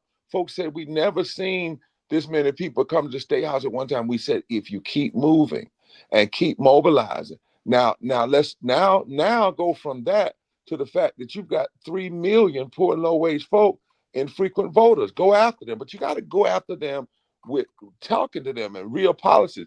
The problem is, Roland, too often we're leaving folk out. And I'm saying to politicians, you can't just run this year on who you're against. What are you for? What's going to happen if you get to be the governor or the senator or whatever? What's going to happen in the first 50 days? What are you going to make happen? And all of us, the organizations, if you've been waiting to do something, I mean, when the big, bad, deadly, ugly, destructive bill, Roland, you were there. Some of us, white and black and others, went to D.C. and made a call. Come now. Come to the rotunda now. They arrested us. I know folks saw it because millions of people saw it online. But do you know some folk were doing something else? I don't know what they were doing. And then after it was over, they said, we didn't know.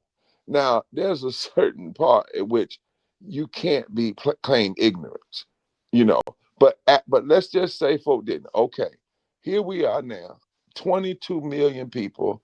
20 million people are losing health care. That's who you got to organize. That's the power. People are losing food stamps. That's who we must mobilize. So our effort, and I'm saying, Roland, every state ought to have this. And preachers, hear me. You ought to do this in your state. You ought to get thousands and thousands of people, have a massive group, but not just for a day. And then you ought to lay out your plan for micro mobilizing and organizing and civic engagement and voter push in each county. And Roland, you know why we're doing February 11th, 12th, and 13th? It's not just because it's Valentine's Day. It's the first week of early voting, same-day registration. So we're going to be So out that's called having a reason, having a rationale in terms of what you're doing, and not just gathering, because you meet and you're pushing people towards something, to do something, because that's when early voting starts in Texas for the March 6th primary. That's it. And I would love it. We're trying to model. It would be an amazing, if there are any folk from Texas right now and preachers down there, you all could do this. Go join us. Do one the same weekend. You can do it and you could do this in 3 weeks. Bayard Rustin didn't have 6 weeks, maybe 8 weeks at the most, to pull off the March on Washington. What if Texas decided, after all of this craziness, that you were going to mobilize, and let's say you didn't march 3 days, but you did one somewhere and massively come on February. But your reason is to gin up the energy and the power of people turning out for early voting. In Texas, do you all have same-day registration, Roland? I don't know if We do Texas not does. have, not in Texas. Right. That's right. But see, we do. So what we're saying to folks, while we're marching, the church we're marching from, by the way, is on Martin Luther King Boulevard, St. James Christian Church. My wife's the pastor. The church we're going to end up at is Pullen Memorial Church, which has been a progressive white congregation on the 13th. But what we're saying to folks is the 12th, the 13th, the 14th are all same-day registration early voting. So while we're walking, you march to the polls, and you don't even have to be registered. All you have to do is go and register and vote. And then after that rally, when we really ginned up and taken over the news media and got people's consciousness awakened and gotten people saying, I know what I'm loving, I know what I'm fighting for, they will have another 3 to 4 weeks to push it out. And we're going to break through so that the pundits are going to have to say, wait a minute, we normally don't get this kind of turnout in midterm elections. And that's when we start making a difference, when we start upsetting these calculations. To your point, I'm playing right now a video when we were with y'all in June. And it was very interesting. It's very interesting. Again, the whole point there. And this is the thing that still, to your point, would drive me crazy. Y'all invited so many other people. This was in June. The whole point was to build upon that, and y'all keep doing the work. And you can do all you can do is all you can do. But you got so many other folk who've been sitting on the sidelines and just sort of, and I guess they're gonna wake up come September and October. And what I have been saying to people repeatedly is, y'all, this ain't how this thing works. You now have to begin to reach people a lot earlier. This is now January. You have to be now planting the seed in January, and you got to till the soil, and you got to water that thing in February and March. And they may not vote in the primary, but then you got April and May and June and July and August and September and October. If you do that, you've now spent 7-8 months, what I call educate, enlighten, inform, and engage. And when you do that, the 3 E's in the I, you do that, now all of a sudden you built the resonance, and now people know you've connected the dots. You've talked about healthcare, you talked about SNAP benefits, you talked about job creation, you talked about a living wage, and now you can challenge the candidates. Because look, we want to hold these town halls for the folk who run. Roy Cooper, that's right. We want to have a town hall with him on the Black Star Network in North Carolina, Ossoff in Georgia, Crockett in Texas, the rest of these people. But that's what has to happen.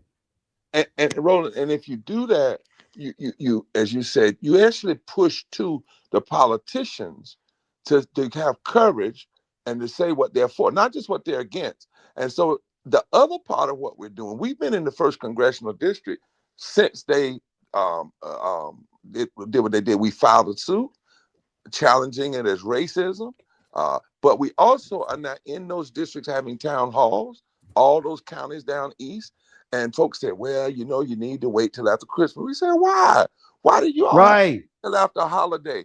We went in Christmas. We're going to do, as a part of this gathering, a 7-stop tour across North Carolina leading up to this, ginning people up, educating people, making sure they know what's going on, doing nonpartisan voter guides that tell on people. We don't tell you who to vote for, but we can tell on them. And then you have to look at it and say, well, I love this, but I don't like this. But you got to do this work early and hard.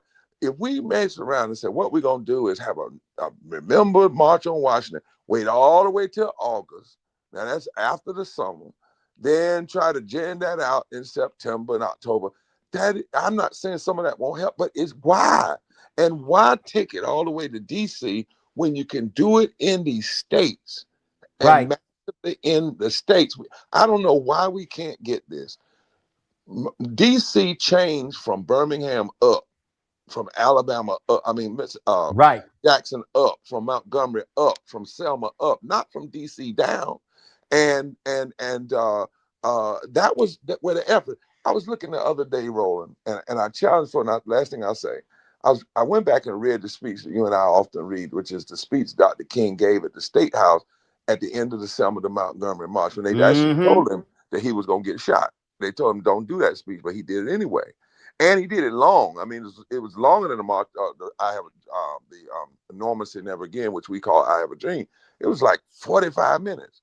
But in that speech, he makes the point and says, the work that has been done across this nation grew out of the work done in three places: Birmingham, Selma, and Montgomery. And I thought about that, Roland. Yes, the movement's known all across the world, but Doc's primary focus was Alabama and Georgia. Now he did. You see what I'm saying? He made sure that he did hard work. We often talk about Doc as a speaker, and we try to isolate him as an individual. But no, go back. Birmingham, Montgomery, Selma, right? Without those three things he says in those speeches, they would not have built the models and the basis. And what other folk did was they picked up what they saw. So I'm saying to folk, you don't have to wait. Right now, take this model in North Carolina. What if a 50 or 100 pastors decide to do this in Texas and then in Georgia? Do your state and look at these numbers. If you gin up 10% of just black folk who didn't engage in the last election, and then gin up 10% of poor and low wage people that didn't engage around an election, you can flip almost any state, even these southern states, in particular in the at-large elections. Questions for my panel. Michael, you first. All right, Reverend William Barber, I think this is fantastic. And my question to you is, for some of the people who are with you in this movement now, they say, yes, brother, we get it, we're with you, but they didn't vote in November 2024 election. What are some of the driving issues that cause them to realize, okay, we have to be engaged now? What are some of the driving issues or the reasons that cause them to say, okay, we get it now? Well, let me say a couple of things. I'm glad you raised that question, because I just got out of a 3-hour session yesterday. You know, I'm like Roland, I'm a fact person, I'm a numbers person. So me too. We touched 11 million poor and low wage voters 3 times during the last election, a nonpartisan way, but in a very powerful way. We just had our statisticians and our meet with us, our team, to go over those numbers last week and then yesterday. And we found out that in the places where we were, and we know that they clicked on our text, or they played, because we sent people a video, a nonpartisan report card, and a text message, that there was no less than an 8% uptick among those folk who were infrequent voters. Now, part of the issue is, if we'd had more resources, we could have done it more, because the extremists are hitting their people 12 times. Right. See, there's been that we too often, and the voters we were going after, a lot of people, so-called progressive folk, they ignore them. That's one of the reasons people don't vote. We did a study and they said nobody talks to us. So you can reach them. Now, to your point though, we are in a moment now where people have been hit. Like, you remember that commercial when it says, "Thanks, I needed that." Remember you put on the screen? Well, when these folk lost their health care and losing their SNAP, they're seeing more money put in ICE than put in public education. I mean, you start looking at this, there is a level of pain now that has people wide awake. Our job now is to connect that pain to their power and show them you don't have to be suffering like this. Doc, here's the statistic that is going to make somebody roll on your show cuss, and it's okay. The current Congress that we have in office right now is there because of a 7,000 vote margin. Right. in a time when 90 million people didn't vote. We have to start getting folk to understand that so they can own their power. Yep. They can own their power. And every time I say that, when I go places and say that, and then I start telling people, did you realize in your state such and such and such that folk will say, well, damn. And that's what I want them to say. I want them to understand all this nonsense about it doesn't make a difference. It's just nonsense. It's robots lying to you on social media. It's not real people who know the deal.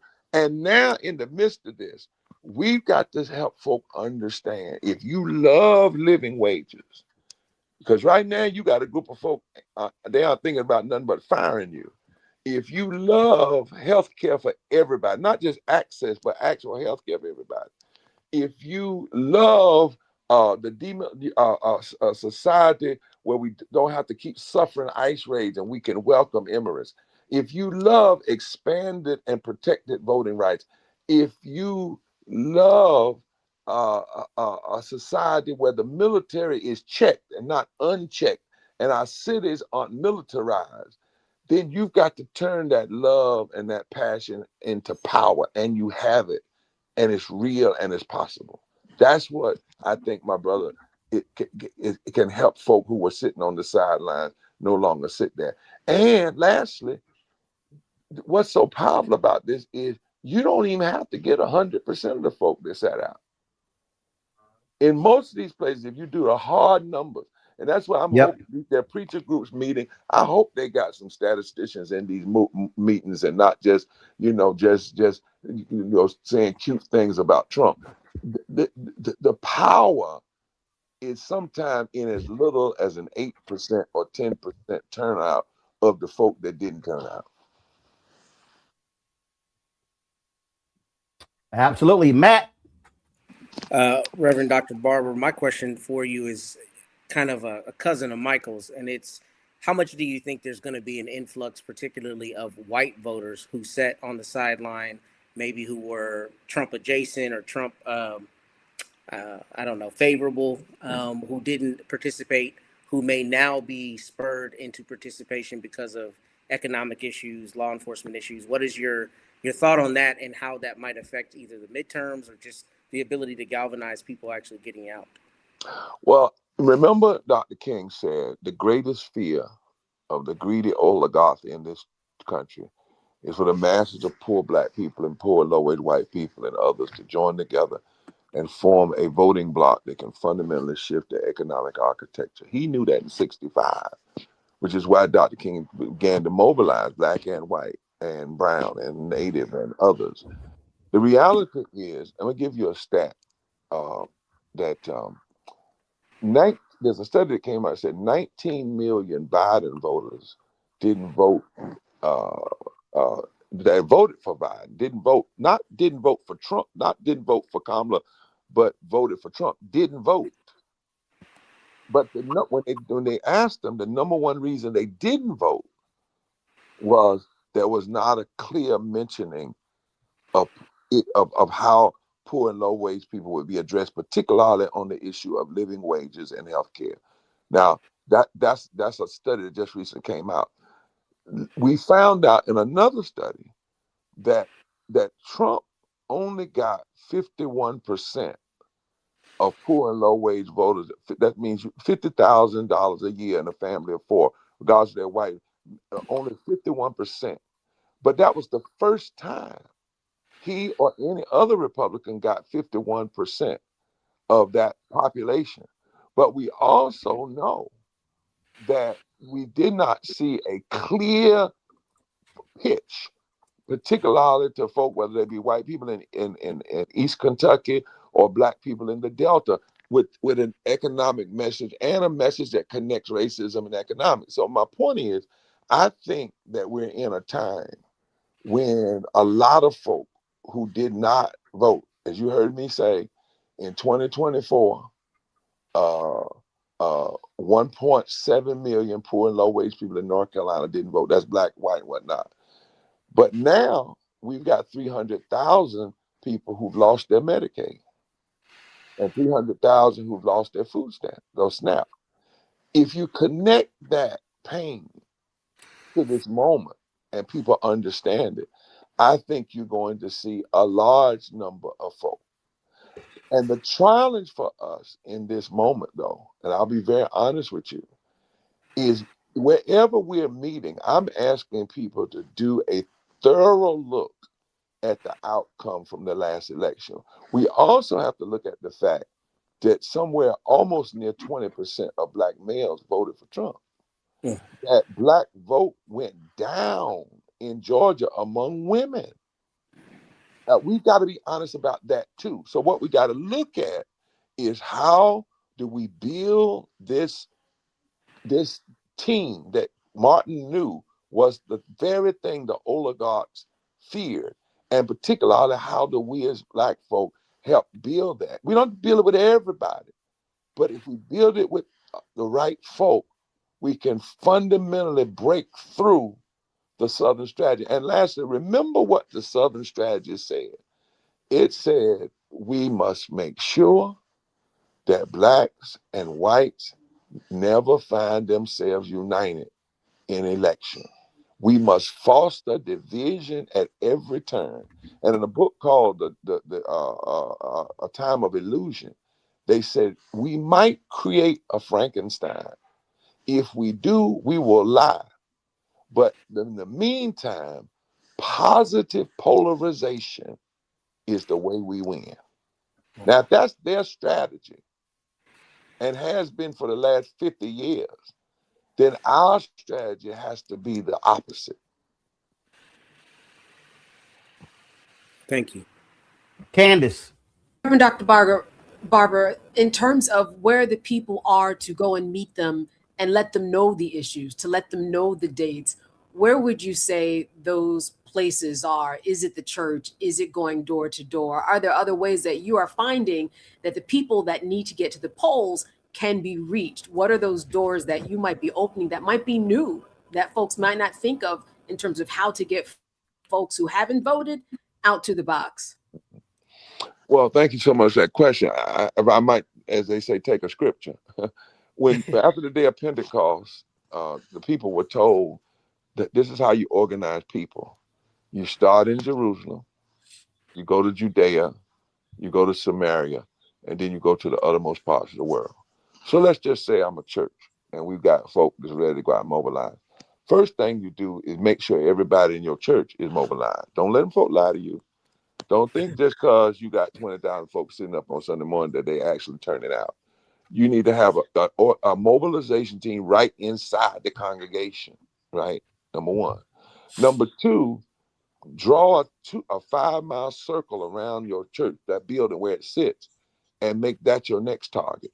And inside of that target, go to the communities closest to your church that represent poor and low wage voters, because the greatest potential for expanding the vote is among the 80 million poor and low wage voters. In the last couple of elections, 30 million of them didn't vote. And you heard me say the number one reason is no one talks to them. Number two, make sure you understand that you can't just preach a sermon on this. It has to be strategic. And then you must take the church into the street. I don't believe in just like preaching in the pulpit. Wherever there's places in the hood, places in communities. And remember, when I say poor and low wage and low wealth, I'm not talking about somebody just, $20,000 a year in a family. From $50,000 in a family for down is where we've got to. 50,000 down. So wherever those pockets are, and if you're mobilizing, in other words, we also have to mobilize from the Delta to Appalachia, from the Delta to Appalachia. I'll tell you a quick story and I'll stop. When Bashir won in Kentucky, y'all know the new guy, we were mobilizing in Kentucky, in Louisville, and in Hazard County. Now, you know the Dukes of Hazzard, right? Yes. And folks said, Barber, you are crazy. They're going to get you out there in Hazard. But what folk didn't know is that in Hazard County and Harlan County, those are the counties from which Justice Harlan came who was the only Supreme Court justice to vote against Plessy versus Ferguson. They didn't realize that Harlan County and Hazard County are the counties where the song "Which Side Are You On" was written by a white woman who challenged the coal bosses and the government people who were dropping bombs on top of the miners, black and white miners, who were working together in those coal mines. So we went out there and we mobilized and we showed people how they were being fooled and bamboozled, and we challenged anybody who was running to come out there. We didn't endorse a candidate. When we left, Bashir heard the challenge and started changing his schedule. And he didn't just go to Lexington and Louisville. He started going out, not sending somebody, but going out to those counties. And we kept mobilized. Do you know that 4 of those 6 counties flipped in Kentucky? And he unseated an incumbent Republican governor in Kentucky. And the night that he won, he paid homage to what he had learned in the movement. He said, I found out this in running this time that some issues aren't black versus white, they are right versus wrong. Some issues aren't Republican versus Democrat, they are right versus wrong. Some issues are not partisan, they are moral. And he committed to felony reenfranchisement. He committed to restore health care, because he found out a lot of those folk in Eastern Kentucky lost their health care, right? It wasn't just black folk. He found out, but he also found out that raising wages and union, and guess what? He's won a second term. My point is, this can happen, but we have to, as you said, the way you do it is you've got to do a race and an economic mapping of your community. And that's where you go. And the target, when we talk about poor and low wage, is again, $50,000 and below in a family of 4. That's what we call poor and low wage. Thank you. And you can't do that unless you actually take the time and understand the data. You got to pull the data to understand what's going on. You can't just have these verbal conversations, anecdotal and stuff along those lines. And you got to, we talked about micro. You got to sit here and you got to say, all right, leaving this rally, collect the data on who's here. Now we're going to need folk to target not just county, city, neighborhood, blocks, streets, houses. It can't just be preachers. It can't just be preachers standing in the pulpit saying, I need y'all to go out and vote. No, the preachers need to be saying there's a 0.05, a 0.10, a 0.25 mile radius around the church, and we gonna knock on doors in our radius. That's how this thing is gonna happen. Because to your point, Trump is there because of 7,000 votes. They can lose if you mobilize 7, 10, 20, 30, 40,000 people, and that's just done one by one. That's micro to macro. You can't do macro to micro. No. And I want y'all to hear what Ramona and I are saying. The current Congress that is turning loose this president, most of what he's done, he could not have done it without the Congress, right? He could not have passed a big, deadly, ugly, destructive bill. He would not be able to do the tariffs. He would not have been able to have unchecked militarism. Mike Johnson is the speaker because of 7,000 votes in a time when 90 million people didn't vote. And what we should have is our best people. Cornell is one of them. I talk to Cornell all the time. Cecilia Lake is another who focus on these. And you can get it, as Rose said, all the way down to the block. And you target infrequent vote. In other words, these are people who vote, but for some reason they're infrequent. And if you target poor and low wage infrequent voters, up until last year, the majority of poor and low wage folk, when they voted, tend to vote progressive. Now, when you start getting over that 50,000 and you talk about, those are the quote unquote whites, if you will, that tend to vote so extreme, is those a little bit. But the reality is, and we blame poor folk for a lot of stuff. The reality is most poor folk have stayed home right?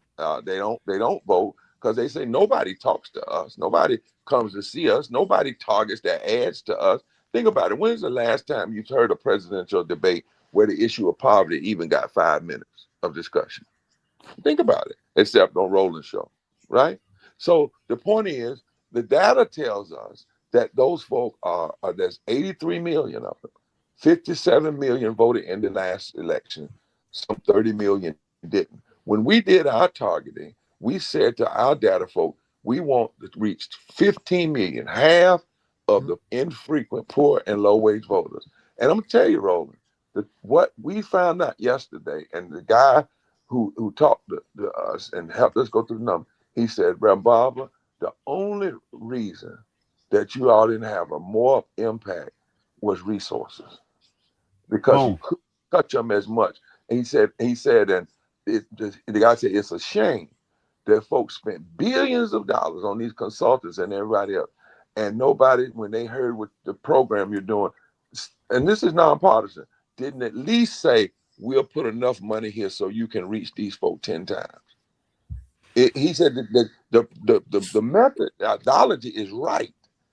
It's the funding. And we got to understand, everybody's not interested in all the people participating because it would shift the power. But if we say to folks, of all our talk, 7,000 votes in the Congress and who people voted for made the difference between whether or not you have who you have leading the Congress. That's that it. ought to be both frightening, but it also ought to be encouraging, because it tells us that winning now is whether or not we're going to intensify and embolden our voting power agitation.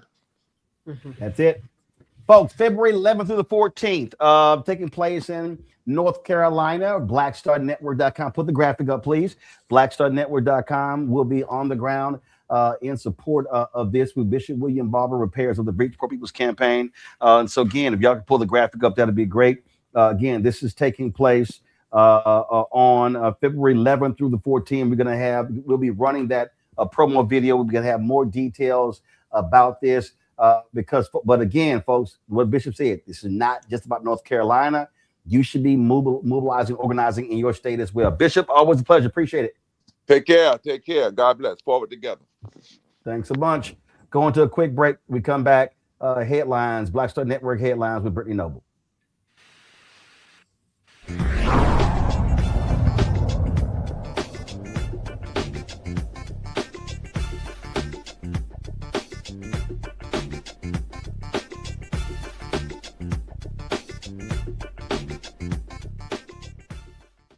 If in this country right now, you have people get up in the morning and the only thing they can think about is how many people they can hurt, and they got the power, that's the time for mourning. For better or worse, what makes America special, it's that legal system that's supposed to protect minorities from the tyranny of the majority. We are at a point of a moral emergency. We must raise a voice of outrage. We must raise a voice of compassion. And we must raise a voice of unity. We are not in a crisis of party versus party. We are in a crisis of civilization, a human rights crisis, and a crisis of democracy itself. And guess what? You've been chosen to make sure that those that would destroy, those that would hate, don't have the final say, and they don't ultimately win.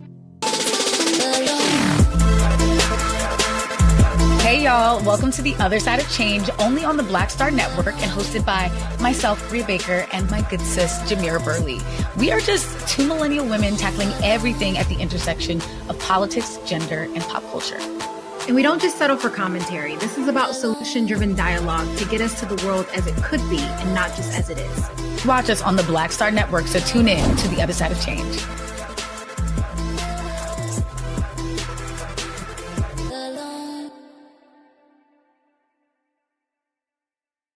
Melanie Campbell, National Coalition on Black Civic Participation and Black Women's Roundtable.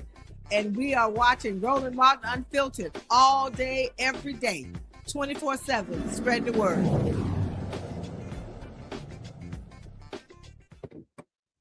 Folks, time for Black Star Network headlines with Brittany Noble.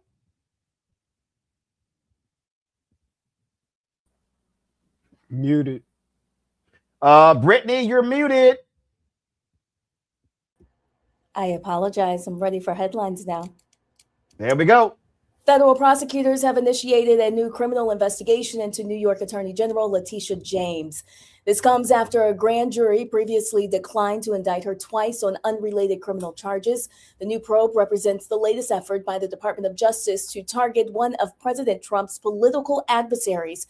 James pursued a civil fraud case against Trump after he left office. The focus of the current investigation is on financial transactions between James and her longtime hairdresser. A grand jury has charged James with defrauding a financial institution to secure a better interest rate on a property she purchased in Virginia.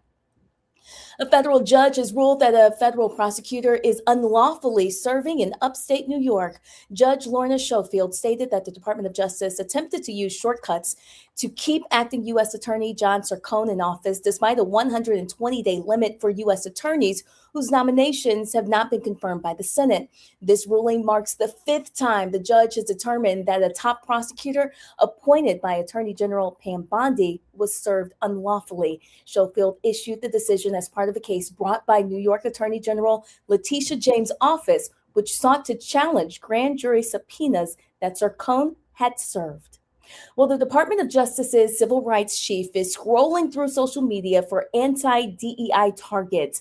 Hermet Dillon is reportedly using personal social media activity to identify people or entities who express anti-DEI views, potentially as a basis for investigation or legal action. Career attorneys in the DOJ Civil Rights Division typically rely on formal complaints and meticulous evidence vetting to pursue cases. Using social media as a primary source for identifying targets hinges on the First Amendment's protection of free speech and is seen as an unconventional, potentially biased method. Well, a federal judge has dismissed the police reform agreement in Louisville that was related to Breonna Taylor's case. The proposed agreement for police reform, which aimed to establish federal oversight, is coming to an end after several years of effort. This proposal was initiated following the 2020 killing of Breonna Taylor, who was shot by police while she was sleeping in her bed. The judge ruled that the court-enforced settlement could not proceed after the Department of Justice withdrew its support earlier this year. The judge stated that the responsibility for ensuring that the Louisville police comply with the federal law should rest with the city's elected representatives. And Indiana University has canceled the 57th annual Martin Luther King Jr. dinner in Indianapolis, citing budget constraints. The Black Student Union has received formal notification that the event will not take place at the end of the fall semester due to insufficient funding. This decision has frustrated the Black Student Union, which believes it reflects deeper issues and a lack of representation of Black voices in the university's decision-making process. They also suggest that the current political climate may be influencing this decision, claiming that the university is using budgetary excuses to undermine Black traditions under vague justifications.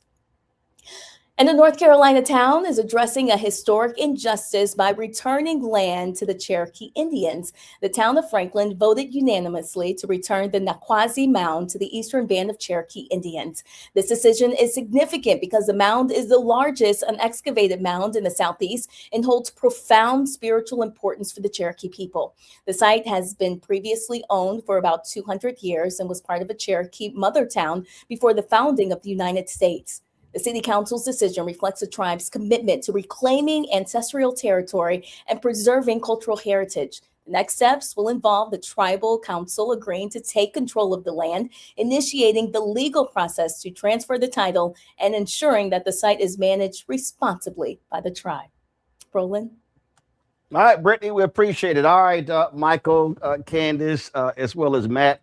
My goodness, there were a couple of congressional hearings this week that were pretty wild. And we showed you Congresswoman Jasmine Crockett and some others, but whoo, man, did Congresswoman Summer Lee of Pennsylvania get into it with James Comer? Watch this. So many people on this committee have already articulated nobody here believes that rooting out fraud and waste and abuse is not a top priority of this committee, of our caucus, of their conference. It is. If you're on this committee, it is the top charge that we all undertake incredibly seriously. But I think, like so many things with the modern Republican Party, it's like you're skulking right around the edge of things, but too often, your bigotry, the Republican Party's own bigotry, is imprisoning them and keeping them from ever actually doing something that helps, not harms, the American people. And this is another one of those instances, right? When it's a person of color, if it's 2 or 3, it's a pattern, and the entire community must be indicted. But if it's 100 Republicans, it's just not bad. Neither here nor there, because it's important. That's why we have routinely held hearings where we actually go over with the Government Accountability Office their high-risk list. We take it seriously. But the tone of this hearing seems to be a hypocritical witch hunt. It's hard to take it as anything but that, rather than an actual oversight effort. Our federal government currently has the tools to catch and prevent waste, fraud, and abuse. It's how the alleged fraud in Minnesota was caught by the Biden administration in the first place. Mr. Blue, as a former federal prosecutor, you're familiar with some of the tools that we have, correct? Yes. Just briefly, could you please verify the following tools for me? Yes or no? Does the Government Accountability Office work to reduce waste, fraud, and abuse? Yes. Do inspectors generals work towards these goals? Absolutely. What about the Council of the Inspectors General on Integrity and Efficiency? Yes. Are whistleblowers important to rooting out waste, fraud, and abuse? Absolutely. Has the Trump administration helped or hurt these tools? Certainly hurt it by disbanding the Council for Inspectors General and then ultimately firing 19 IGs. Thank you. That's right. Again and again, Trump has attacked the oversight mechanisms within the federal government. He illegally fired 17 inspectors general and other key personnel. He goes after whistleblowers and he tries to roll back their protections. He routinely ignores the rampant corruption within his own administration. Republicans have turned a blind eye to all of this. They have held no hearings on these actions. And this hearing today isn't even about fraud generally within the federal benefits system, which we would welcome. Republicans have cherry-picked a blue state and an immigrant population, vulnerable, to demonize. To be clear, Minnesota is not the only state with a fraud problem. To truly tackle waste, fraud, and abuse, we need to approach the issue with a scalpel, not a mallet. Discovering that people are committing fraud in the federal program does not mean we should smash the whole thing and end it. It means its oversight mechanisms need to be improved. That's why it's so disappointing to see that the Minnesota House Fraud Prevention Committee that our witness, the Honorable Kristen Robbins, chairs, has issued no reports on these uncovered schemes. It hasn't advanced any legislation to address the issue or even shared whistleblower reports with their Democratic colleagues. They've just held a bunch of hearings and generated headlines, something our committee is all too familiar with. This hearing is not an effort by Republicans to improve social service programs. It's an excuse to end them and to punish Democratic-led states. This has always been the plan. It's why Republicans' so-called big, beautiful bill is estimated to cut more than $1 trillion from Medicaid and CHIP benefits and cut SNAP for 40 million people, the very children or folks with disabilities who were mentioned in the opening statements. Trump has also already taken advantage of the situation in Minnesota. After a YouTuber harassed and posted unsubstantiated claims of fraud against child care centers, HHS froze child care funding to Minnesota, which would affect more than 23,000 children. Just yesterday, Trump also froze approximately $10 billion in funding for programs supporting child care, social services, grants, and cash assistance in not only Minnesota, but in other Democratic-led states of California, Colorado, New York, and Illinois. No matter what party we're elected to, we represent the people of our district, Democrat or Republican. We represent as the federal government all people of all states, irrespective of how they voted. That's a charge that I took, and I would like and hope that you all would do the same. When so many of these social service programs are being gutted and defunded, fraud becomes even more harmful, as that means even less money is going to people who need it. People need these programs. This situation should be an opportunity to take a deep look at the programs and improve their oversight abilities, not an excuse to cut them entirely. If we care about the most vulnerable, if we care about the most marginalized, this is an opportunity to do so, and I welcome us to actually do that one day. Thanks, I yield back. mislead. The IGs are hired to identify fraud. They haven't identified fraud. The IGs have failed. But anyway, You all have failed. No, you all continue to fail. We've done nothing. You've had the gavel, Mr. Comer. We barely do hearings on anything that actually affects change. You want to spend have more power money, here, more money, and more yet you money. don't do anything.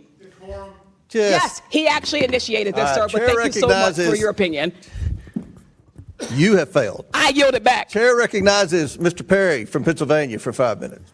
Thank the chair. Oh, that's how you get that ass, Matt. Yeah, and that's how you show receipts. I mean, look, this is the same kind of cognitive dissonance we always talk about on the show, but they're the first ones, Republicans primarily, to talk about, rule of law, the process, the whole deal.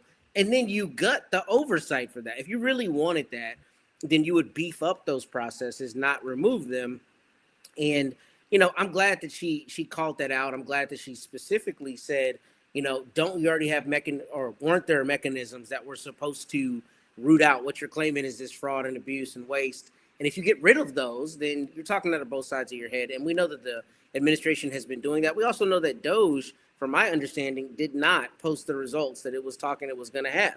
So that's all lip service. It's all rhetoric. And I think that rhetoric is not going to bode well for them when it comes to the midterm, because what people are actually seeing is inflated cost, and they are not seeing cheaper groceries as they were promised they would be seeing very shortly upon Mr. Trump's return. Michael? Yeah, Summer Lee exposed more of this nonsense coming from the Trump administration and coming from these feckless Republicans in a very unproductive 119th Congress.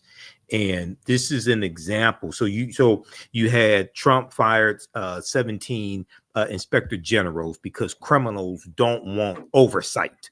That's what this is about. Criminals do not want oversight, and they want to remove those mechanisms that will be the guardrails that will investigate them.